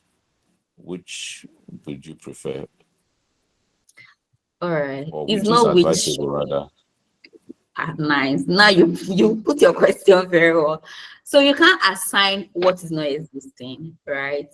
As a product manager, once you have your story ready, you have your criteria, right? It's best they've definitely you are collaborating with your team to work on those things, right? It's best your designers pick it up. The first set of people to assign it to is your designer.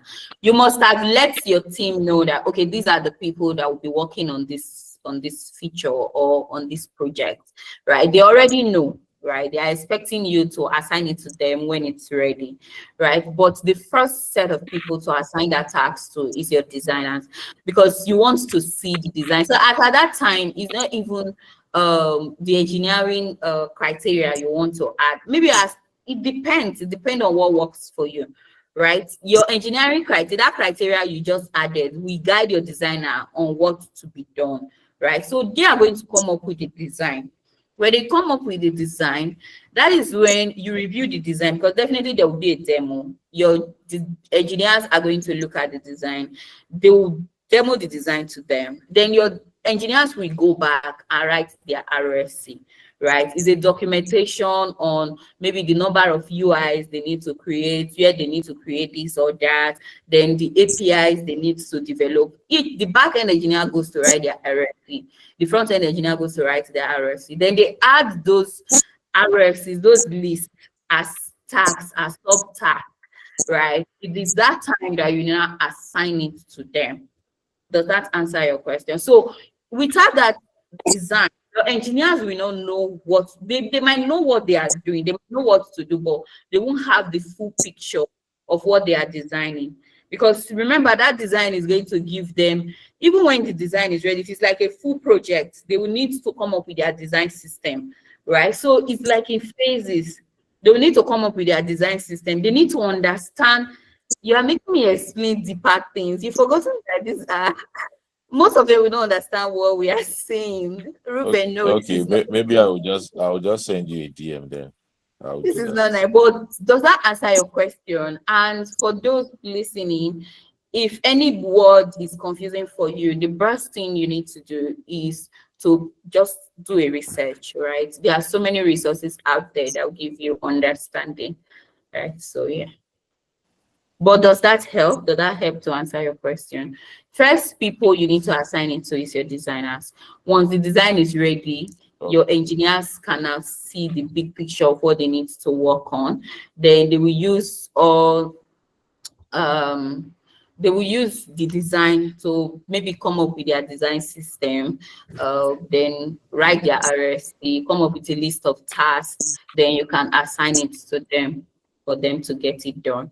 So it's even that Yeah. list of tasks that has been broken down that would tell you, that would give you that picture on the duration to assign that task, right? Because looking at just building a transfer feature, you might say, oh, this should be 2 weeks. That's vague, right? When they break it down, you see that, oh, this thing is this particular side is complex. It will take maybe that one has to do with third-party integrations or other. It will take 2 days to work on. This will take 3 days to work on. This will take 5 days to work on. So you assign each of those tasks to your engineers. So okay, but all of this will still go under a 2 week sprint or any sprint, right? It depends on you. It depends on you. If your All right. sprint is 2 weeks, you can still make it work on 2 weeks. There are some people that does 1 week sprint, while some do 3 or 4 weeks. All right, thank you. Lisa, let's have you. Yeah, let's have Lisa.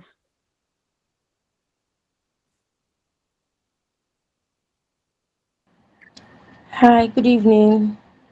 Can you Good hear me? evening. Yes, yes, I Okay. can. Thank you so much for the training so far. I'm really very grateful. So, regarding Asana, I just wanted to find out, can I pick up, if for instance, if I'm working on with maybe about more than one company and I have to put, these tax on Asana, how do I achieve it without the other company getting to know that I have another information? So that's what came to mind. And as regards the uploading of details on the Asana platform, that's the information that I will be needing. Is it possible for me? What if you are working with staffs who are not well learned to use Asana, for instance, and you need them to deliver on this thing? How do you achieve it with staffs who are not well learned? All right. Okay. Thank you. Thank you, Lisa, for your question. So you want me to teach you bad thing? All right. So voila. So I'm laughing actually because you see this question Lisa asked. When I was starting out in product management, you remember I said 3 months into my training, I had about nine projects I was working on. They were volunteer, they are not paying me, guys. They were volunteer projects, right? But I was using this project management tools to I was using Jira then, right? I remember asking this question. I asked a senior product manager this question. And the question she asked me was, why will you work for more than 2 companies? You want to kill yourself as a product manager? Because the product manager's work is crazy already. It's not like engineers that can do 3 to 4 jobs. As a product manager, your work is crazy because you wear a lot of hats. It has to do with a lot of thinking, right? Do you want to kill yourself? But that aside, if it's something you can manage, maybe you are using it for your work, for business, or any other thing, the answer I can give to you, you can't use one workspace. It's not your personal workspace, right? It's not your personal workspace. It's your organization workspace, right? And if it's your organization workspace, definitely you have a work email, right? You have a work email, or you can log in with your personal email. But that workspace is not for you. It's not your personal Asana, not this Clementina's Asana that we use. If Clementina gets a product management job tomorrow, it's not her workspace we are going to be using. She's going to be using her company's workspace. Let's say she's working with MoneyPoint. MoneyPoint has a company workspace, right? So Clementina will only sign in and log in. I log yeah, it's see-through, man. I log into the workspace, right? So it's from that workspace he collaborates with his team members. So the best answer for your question, Lisa, you can't use one workspace for all the companies you are working for, right?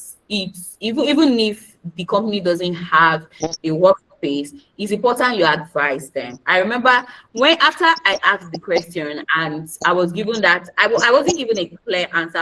The only answer I got was why will you want to work for more than 2 companies? Do you want to kill yourself? That was the answer I got.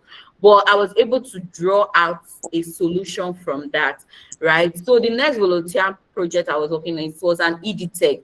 I had to advise the lady to get a work email so that we can create a workspace, right? So I created the workspace using that her work email, right? And I logged in as a staff, as a collaborator, not as the owner, right? So you can do that.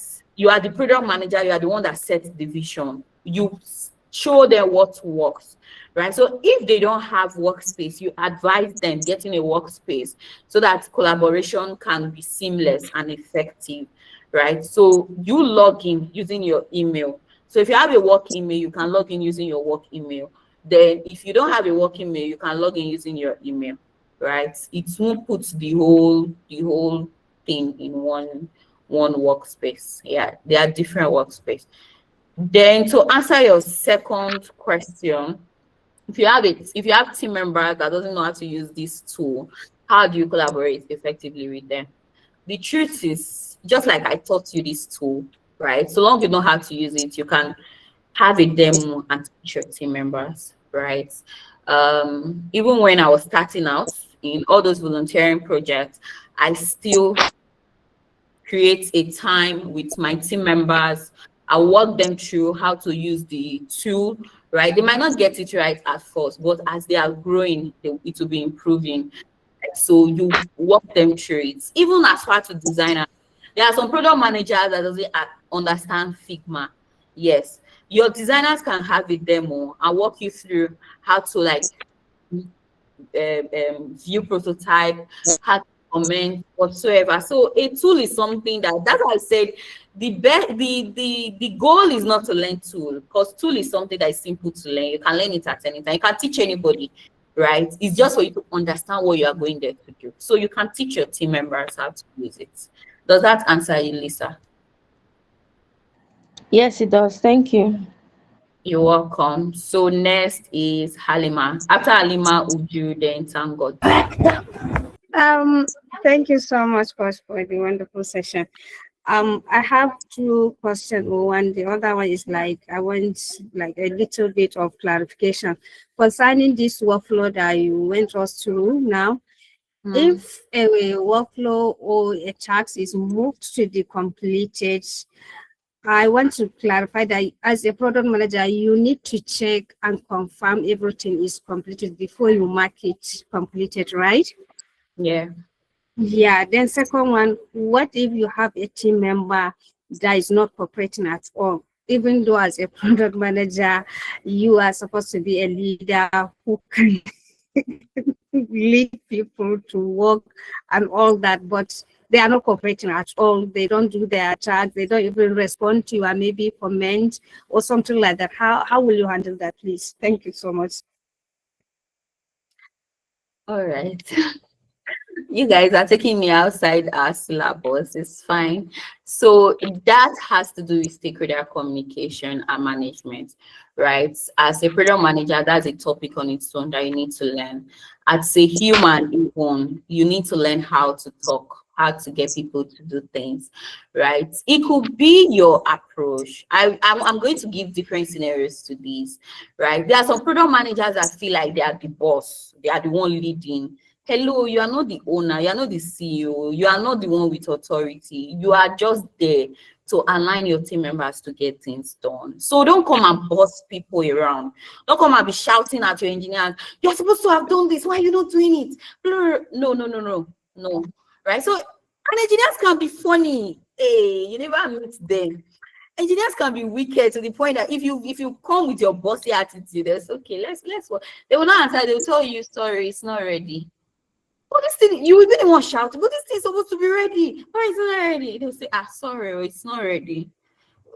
There's nothing you will do, right? So it's important that you understand this talent, understand them, try to understand where they are coming from, try to know, in fact, try to know how to get people to get things done. That is a skill on its own. As a product manager, is a soft skill that you need to have, right? You can if it's outside workspace, if you see that okay, this attitude has progressed for too long, you can send them a DM, right? Try to understand, is everything fine at home? I'm seeing that your productivity is reducing. Do you have is there any concern? Is there anything you need to share? Like, just get to understand these are your team members. You need to know how to manage them, right? It's your responsibility to manage them. So you need to know how to get there. Do you know, let me give you a secret. It gets to a point that sometimes I can just, when I'm satisfied with what my engineers do, I'll just say, I have Coke for you tomorrow. I mean, I'm going to the office. I know their best drink. I'll buy this one Coke. I'll buy this one Fresh You, right? It's not like it's a big thing. It's not like they can't get Coke or Fresh You for themselves, but it's just to encourage them that you appreciate what they are doing. You are not the one they are doing the job for, but it's your job. You are the one owning the vision. If that work is not done, you are the one your stakeholders are going to be on her neck, right? Your stakeholders will be on your neck to ensure that that thing is done. So you have to do everything to ensure that it's done. So get them, talk to them, communicate with them, understand them, right? See why they are slacking.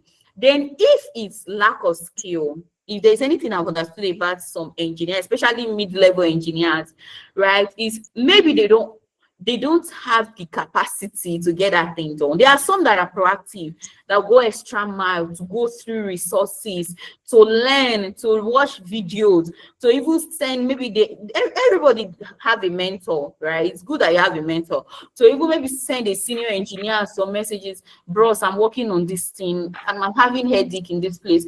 How can you? They can explain it to them. So it could be that they don't know what to do at that time. And as a product manager, you just be coming and shouting. No, it doesn't help, right? If there's anything I do is I get to speak to them. Is it that this thing is tough? Do you have any blocker? Is it giving you headache? Have you tried to check resources online?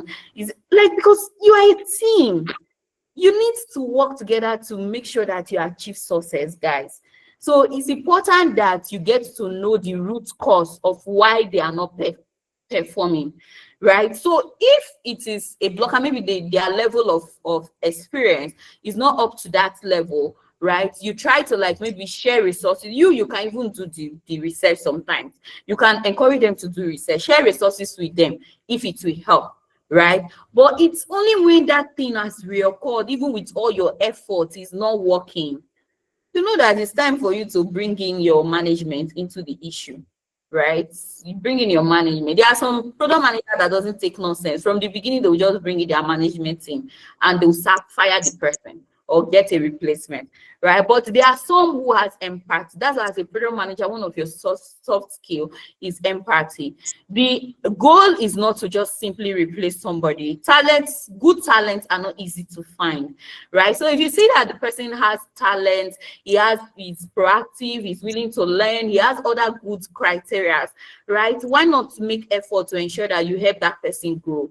You are even helping the person's career. Tomorrow, that person is going to remember you as a product manager. Oh, I can't forget that product manager. She shared me resources. She encourages me. She helped me grow. She tried to know if I have any problem. These are humans. So you need to build a good work culture, right? So I think that should be the answer I can give to that question, Halima. Does it answer you? All right, Uju, let's have you. Good evening. Thank I'm you. going to come to you. Let's have Uju first. Hi, Uju. Good evening. Yeah, thank you, Blessing. This is really very, very is more than a master class. Thank you so much.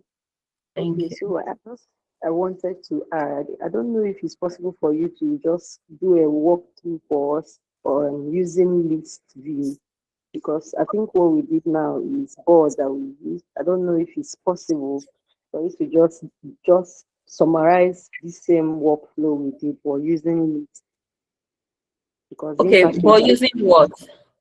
list view, because it's Okay, board view used now, right? we use board. Okay, I don't know if it's possible for us to just use list view and then just do a summary of what we just did. Don't know if that's possible. Okay. All right. So using list view is the same thing, as using board, right? Just that the board gives you a picture of everything about the workflow, right? Like from your to do to, so for the list, it's just for you to go to add task and type it in, double click it, enter your story. I'm trying to see if I can open my Asana, right? Enter your story. Oh, if Clementina can share again, right? But that might take time. So let me just show something.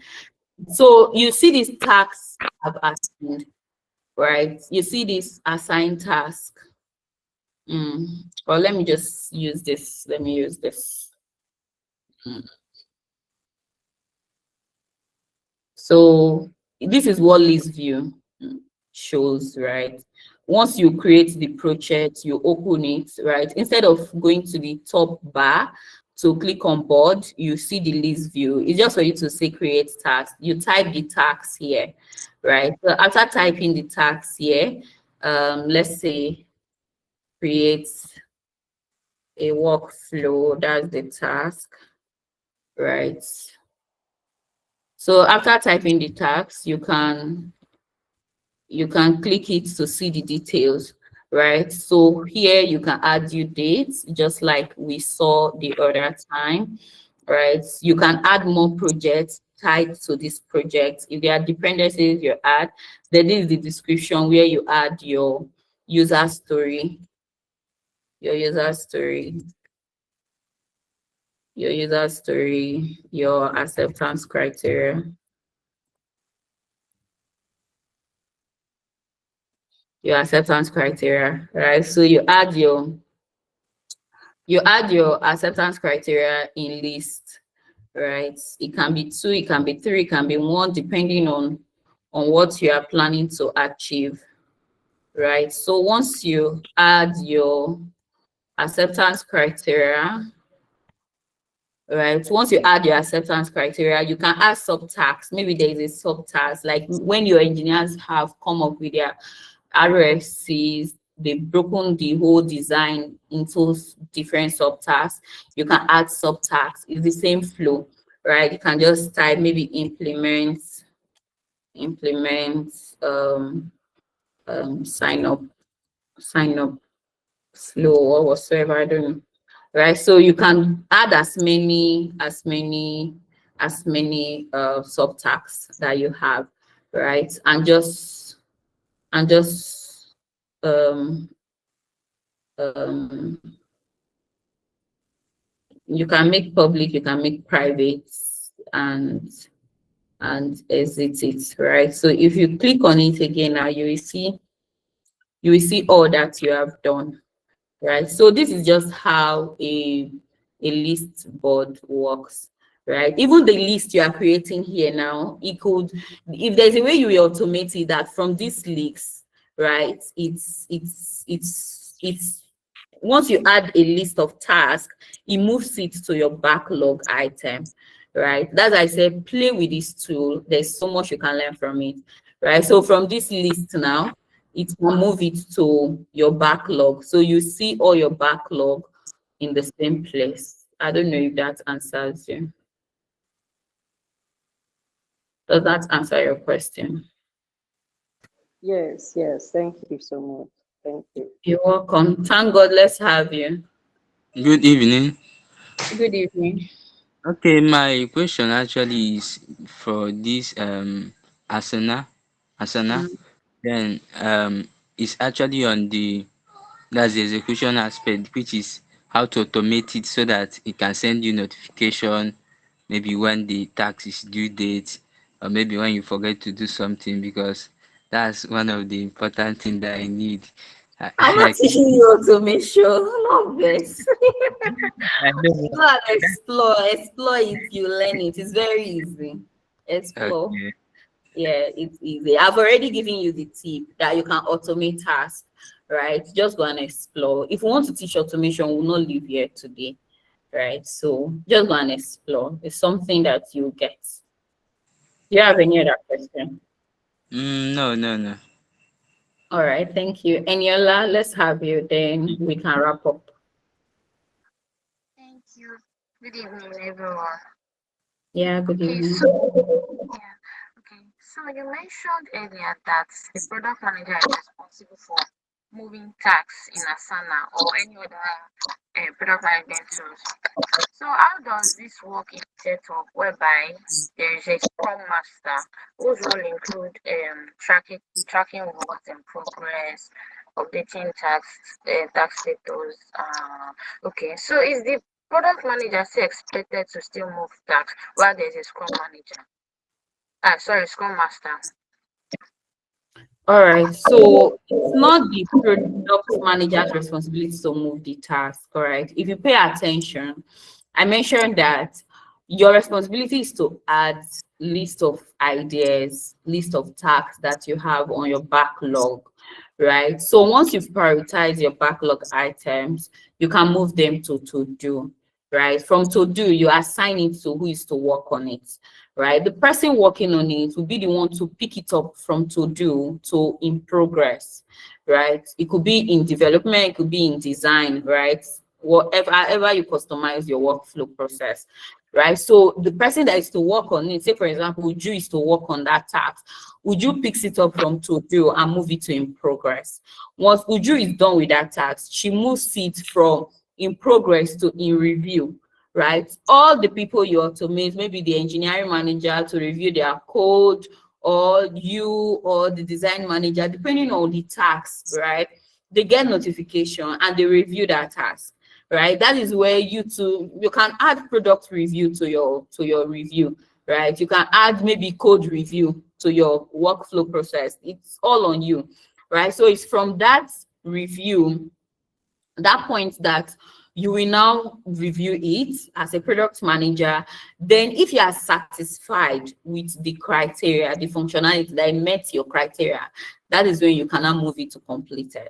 So your responsibility is just to just move from backlog to do, then from review to completed, right? That is when you are satisfied. Then talking about when you have a scrum master or a project manager. If you have a scrum master, your scrum master's responsibility is to manage the tasks, right? Manage execution and all of that. If you have a project manager as well, the same thing. I think Paul asked this question at the beginning, and I said when you have those talents available, yours is to hand over, work with them, get the tasks prioritized, move it to do, right? They know how to manage the whole workflow process. The remaining thing is not your headache. The only thing you can come to that board to do, like I explained, is to come and see the progress of that particular task. Where are we now, right? Just come and see the progress of the task, right? So once you get to the board, you see the progress. It's not your engineer you are going to send a DM as a project manager. It's your project manager, your scrum master. That guy, what's up? Why is this task still in progress, right? So they are going to tell you why, because they are the one managing the development process. They know why that thing is still in progress. They know why your engineers are having headache. Does that answer you? Yes, but sorry to bother you. Okay, so in scenarios where we have the Scrum Master as the product manager, okay, let's say for me now, I've taken up volunteer job twice. Then Your voice is I'm low. okay. Can you hear me now? It's different. How about now? I think you can try. Maybe I can't hear you. Festus, can you mute? Anybody that's not muted should mute. Anila, you can try again. Okay, can you hear me clearly now? Yeah. Okay. Okay, so how about scenarios that we have a product manager and a project manager, and the product manager is still reaching out to the developers and the designers? So it depends on what work for you. It depends on what work for you actually. Right? Because if you have a project manager, why will I be, do you know the work product managers do? Like you have a whole lot to do, unless maybe the product manager is jobless, right? You have finally refined or created direction for a particular feature. You have other things waiting for you to do. There are business team dragging you into meetings. You need to refine their strategy. You need to look at their strategy, collaborate with them. Then you still have the time to be following engineers when you have a project manager. That's the product manager has a lot in hand. Maybe just, but it's not the best. When there's a project manager available, right, it's important you allow them to do their job, right? That is their job, that's their responsibility. You don't need to be following your engineers here and there.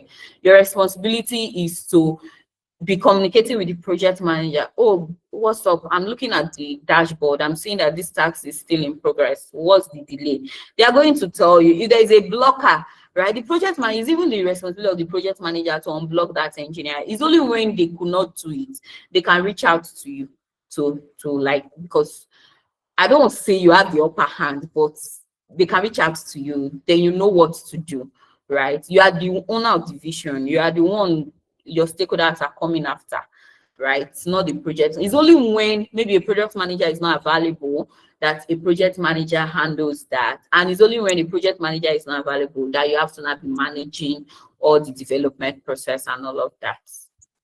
Does that answer you, Eniela? Yes, thank you very much. You're welcome. So guys, this is everything you need to know about managing workflow process, creating tasks, getting things done, right? I'm glad that we were able to touch the basics yesterday and we were able to wrap up with this. So if there's anything I'm going to leave you with, your collaboration best practices is have one source of truth. Those split work across tools, right? I think when somebody asked this question, use one dashboard to manage all your work, because I want to go back to that dashboard and see a list of all our completed tasks for 2025, right? So have one source of truth that can point somebody to all that has been done, has been achieved. Because if there's anything that helps you go better is to be able to track your progress, right? Then always write context in tasks. Don't just create tasks and leave it that way. It doesn't show anything, right? Add description, add user story. In fact, if I'm creating a task for a bug, I write context. What did the user experienced, right? I write a short note, a context that explain what I want to do, what is the current behavior, what is the behavior I want to see at the end of the day. I add that, right? So you can do that. Then use comments instead of private messages. You have a dashboard where you are managing tasks. You are using a project management tool. Don't be entering Slack to be saying, guy, after this, that. You can use the comments, right? So that if I go there as a project manager, I want to see the conversation between the project manager and the developer. I want to see your CPO too, your CEO. They want to like see the communication so that they can have an idea of what is happening. But if you are using private message, to them, they will think you are not working. Because remember, product managers, your work, most people they don't see your work, right? It's what the developer built out, they will see. You are the engineer, you are the one getting everybody to do this thing, right? But it's only when the work is successful that they see the effort you are putting in. But if there's any bug, you are the one they will tag. If there's a success, they will congratulate them and leave you, right? So you need to add this at the back of your mind. Put your comments out there, let them see how you are aligning these people and what is ongoing. Then update status regularly. If your engineer has picked up the work, or maybe you get to that dashboard and it's still on to do, and you're like, guy, Alpha, why is this thing not in progress? And they're telling you, oh, I started it yesterday, then go and move the thing now. So follow them up to move it, right? Follow them up to move it. Me, I use the comment a lot. I can just tag the engineer, hey, why is this to do? Right? So if they forgot to move it, they can easily remember to move it to in progress, right? So update status regularly. The goal of managing development process is for you to be as simple as possible, align all team members and execute successfully. It's not just to come and just create workflows, tough, ambiguous flows that confuse everybody, and at the end of the day, there is no success, right? So key takeaway from this lesson is Structure creates clarity and alignment, right? Your work flows from initiative to task in a clear hierarchy. And I showed you the project hierarchy. Use user stories to define value and acceptance criteria to define when you can mark it as done, right? Ideas must be translated into actionable work before you start execution. Don't just come, this is the idea I have, let's start building. No, that is not where it starts, right? Asana helps manage workflows, not just tasks, right? And it's not just Asana, there are so many tools. I don't even use Asana in my workplace, right? That you can leverage on. Collaboration works when context, ownership, and visibility are clear. So if you want collaboration across your team, you have to be as simple as possible. Add context, assign the task so that people can take ownership of their responsibility and be able to make everything as clear as possible. Then finally, know that great teams succeed because execution is simple, aligned, and transparent, not because it is ambiguous or it is tough to understand or complex to understand. So with this, we've come to the end of our class, the today class. Thank you for joining. Thank you for coming to our class. So I don't know if anybody has any other question. If you have any other question, you can ask. If you want to delve into product management or project management, Bumi is going to share the link with you. If you want to pursue a career with product pointers, you can choose product pointers, right? We give you value, we give you the best. Yeah. So like I said yesterday, for those joining this class, they have a discount offer, right? So instead of paying 150 for the class, you are going to pay 100K and it's payable at 2 installments, right? So Bumi is going to share all that with you in the group. There's no assignment for today, but if you have not done your assignment from yesterday, please do, because I'm going through them and I'm going to send DM on my review to every one of them that submitted, right? So yeah, any question before I leave? Any question? Thank you, Clementine, I appreciate it. Any question? Any question? Don't forget, talk about your experience. Any platform you are using, any social media platform, talk about your experience, what you have learned so far, right? Get people to know that you started a new career path and you would want to pursue it, right? Thank you, Ify. Ify's here, thank you. Thank you, Anu Olua, I appreciate, right? So tell your story is very important, right? I mentioned some things yesterday about you sharing your story. As a product manager, that is how companies see how you think, right? They see your thought process and they want to work with you, right? So share this. Then if you're already a product manager or a project manager and you're looking to upgrade, we have a mentorship program where you can learn AI tools, how to use analytic tools and all of that, right? So Bumi will share that with you. All right, Caroline, let's have you. I think you have a question before we wrap up. Thank you, Utsman. Thank you, Alima. I appreciate it. Caroline, do you have a question? Yeah. Yes, am I audible? Yes, although your voice is faint. How about now? Yeah, it's better. Oh, it's okay. Thank you. Thank you so much for taking us for the 2-day class. I do appreciate the information that you have shared. It's so rich.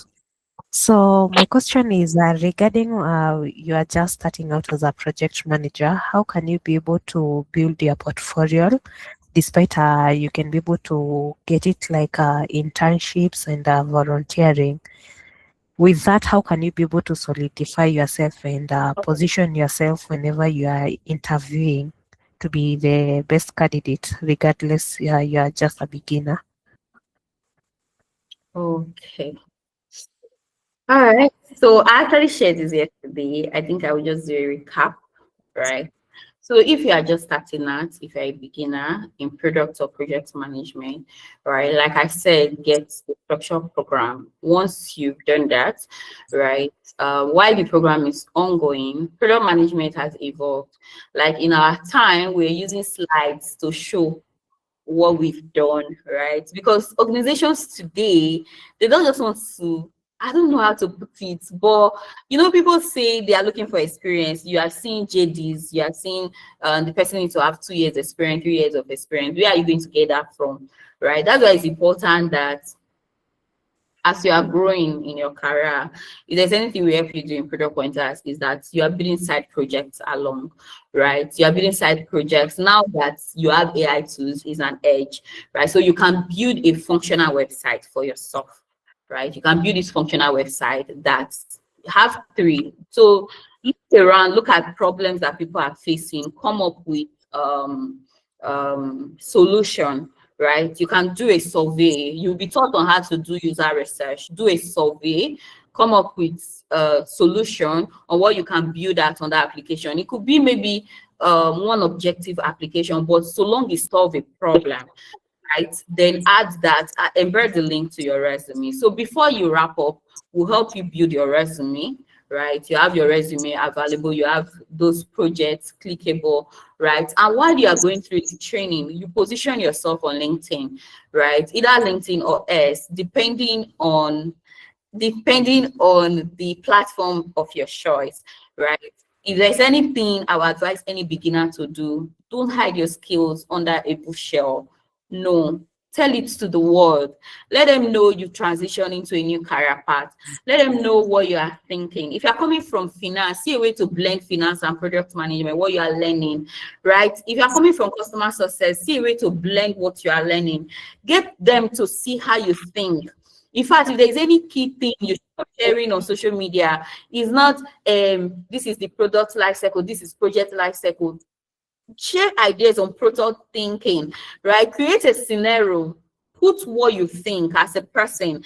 Let it even be a controversial post that people will come and give their different viewpoints, right? Then make a post on it to say your own viewpoint. I've done that with poll before, right? So try to like show how you think, how you can solve problems, right? This is what recruiters want to see. Then by the time you submit resume and they are seeing, because any resume you are submitting in product management or project management, today they are asking for your LinkedIn profile, not even X, like LinkedIn. That's why you see that product managers, everybody wants to build on LinkedIn, right? So once you add your link, they are going to see your thought process.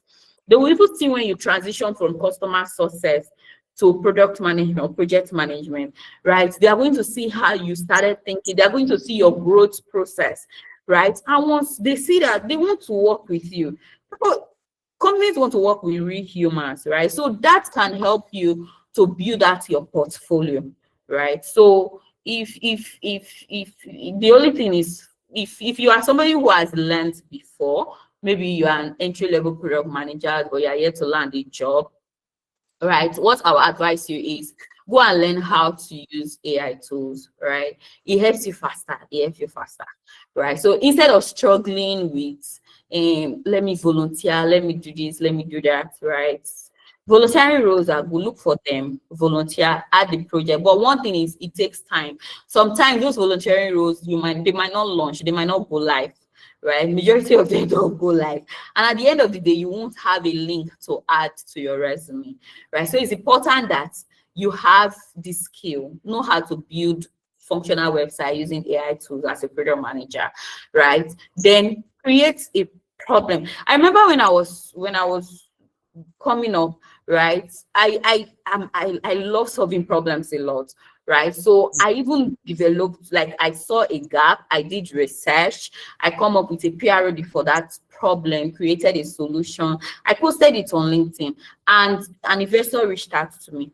We're working on the project before I got my job, and I had to drop most of the volunteering role because I need to give it my all. I don't finally get job anything money, so let me focus, right? So it's important that you do this, right? It's important that you do this. Companies will reach out to you, right? I share an experience yesterday of some of my students who wrapped up 13 days time, they got their internship roles, right? And I have some that they were entry level struggling only to come into our programs. Companies were reaching out to them in their DM. So all these things are possible. It's not like it's not possible. It's just for you to put in extra effort. Yeah. So to answer your question, think you can use AI tools to build a functional website that can build your portfolio, or you can use slides. But if I should be truthful to you, I don't think slides will work as website would, right? It can even be a landing page just to show what you are thinking, the solution you are thinking about, right? So yeah. Finally, let's have Ezine. Would you are raising your hand? Do you have a question?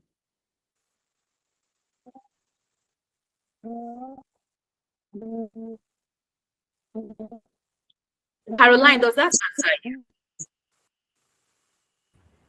Yes, you have answered it. All right. Thank you. Oh, thank Ezine, you. let's have your question.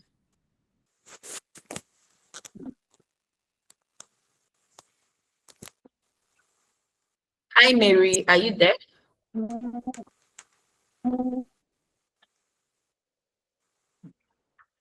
Ezine, Mary, are you there? Yeah. Hi. Good evening. Thank you Good so much evening. for this training. I've already shared my question on the chat, but just to ask, I noticed that while during this training, you use product management and project management interchangeably. Does it mean that with project management tools, you can actually be a product manager? With project management tool? Tools, yeah. No. Or I'm just trying to get, because you've been using it side by side. I just want to know, does it mean that, if you have the experience of project management using with or without the tools, ClickUp and all that, does it mean you can use same knowledge sort of to dive into product management because you've been using them alongside? Thank you. Okay. So I guess you missed yesterday class, because if you were around yesterday, you have answers to this question. Oh, yeah. Yeah. So I'm just going to briefly answer you. Right. Product management is a specialization on its own. Project management is a specialization on its own. Right. Product management is broad. Right. You are the one who defines what to be built, why you should build it, right? You own the vision. Then project management is all about execution. Their own is to get that thing that you have defined to deliver it, like to deliver it, right? So project management is like a specialization under product management, right? Is a subset of product management. It's not like if you have project management skills, All right. it doesn't help you. I think I got that. It doesn't help you to become a product manager. Yes. A product manager can work as a project manager, but a project manager can never work as a product manager. I've worked with project managers that will say, oh, more, I can't do product management. That thing is too hard for me, right? Because it has to do with a lot of critical thinking, a lot of planning, a lot. It's broad, right? There's a lot of shoes you wear. There's a lot you need to do. Right. So as a product manager, you need to have diverse skills to be able to like execute successfully. Right. And those diverse skills include project management skills, maybe data skills, AI skills, and all of which. But as a project manager, once you know how to collaborate, align your teams to get things done, your work is sweet and done. Right. But a product manager is broad. I don't know if that answers you. Does that answer you, Mary? Yes, it does. It does. Thank you. All right. I'll share the recording as well, so you learn more from there. Uju, do you have a question before we go? So that I can hand over to Bumi. Today we exceeded 2 hours. Now we are 2 hours 30 minutes. I can't believe this, guys. Okay. Uju, you have a question? No, thank you. All right, okay. All right. So guys, with this, we've come to the end of today's free training. It's a free training, but maximize all that you've learned. The recordings will be shared with you tomorrow. Go over them over and over again. If you want to consider diving into any of this niche, right, you can get any structured training. We have it here at ProductPointers. Use us, right? So yes. Johnson, you have a question? Yes. Yeah, you were saying something the other time. Um, I need a bit clarification. You said that a product management, a product manager, sorry, can be a can be a project manager, but a project manager cannot be a product. I can't get that phrase very well. Can you help me clarify? Thank you. Yeah, a project manager that wants to wear the shoes of a product manager, we need to go and learn the skills, right? But project management is like a subset of product management. It's a specialization that you learn alongside. So while you are going through the training of a product manager, you'll be taught on how to manage projects, how to track data, how to use AI tools and all of that, right? So product management is vast. You'll be able to learn a lot. But when you are learning project management, what they teach you is collaboration, how to get the job done, how to execute successfully. So does that answer your question? All these things we explained yesterday. If you go through the recording, you are going to understand better. Because I wasn't around yesterday. That's why. Oh, I Uh, see. I see. We'll share the recording. Yeah, we'll share the recording. all right, man. Thank you. You're welcome. So, guys, with this, we've come to the end of our class. Bumi, you can pray. Let's go. Good night, everyone, and have a lovely end of year. Happy New Year in advance. Thank you. Thank you Thank so much. Thank you. Thank you very much. Thank Bye. you. Thank And you. Happy New Year in Thank you, man. advance. Thank Bye. you. I appreciate it.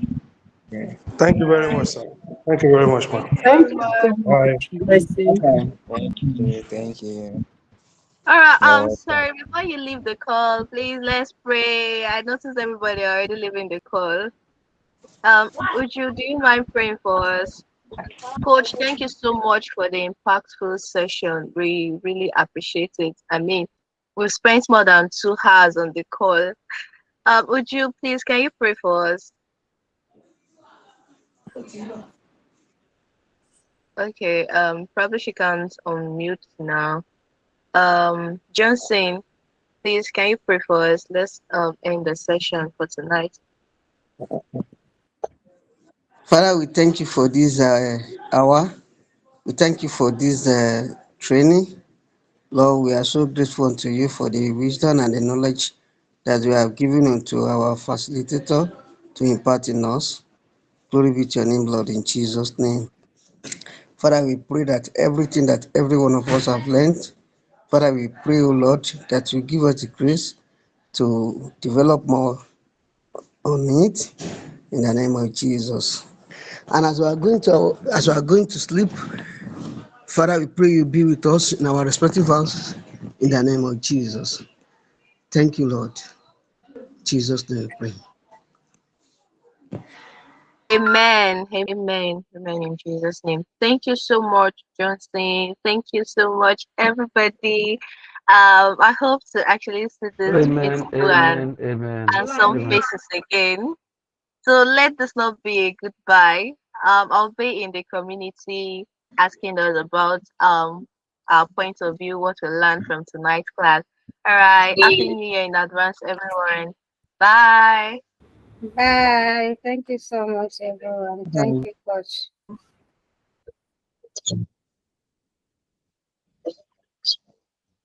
Hello. Hello. Bye. Happy New Year.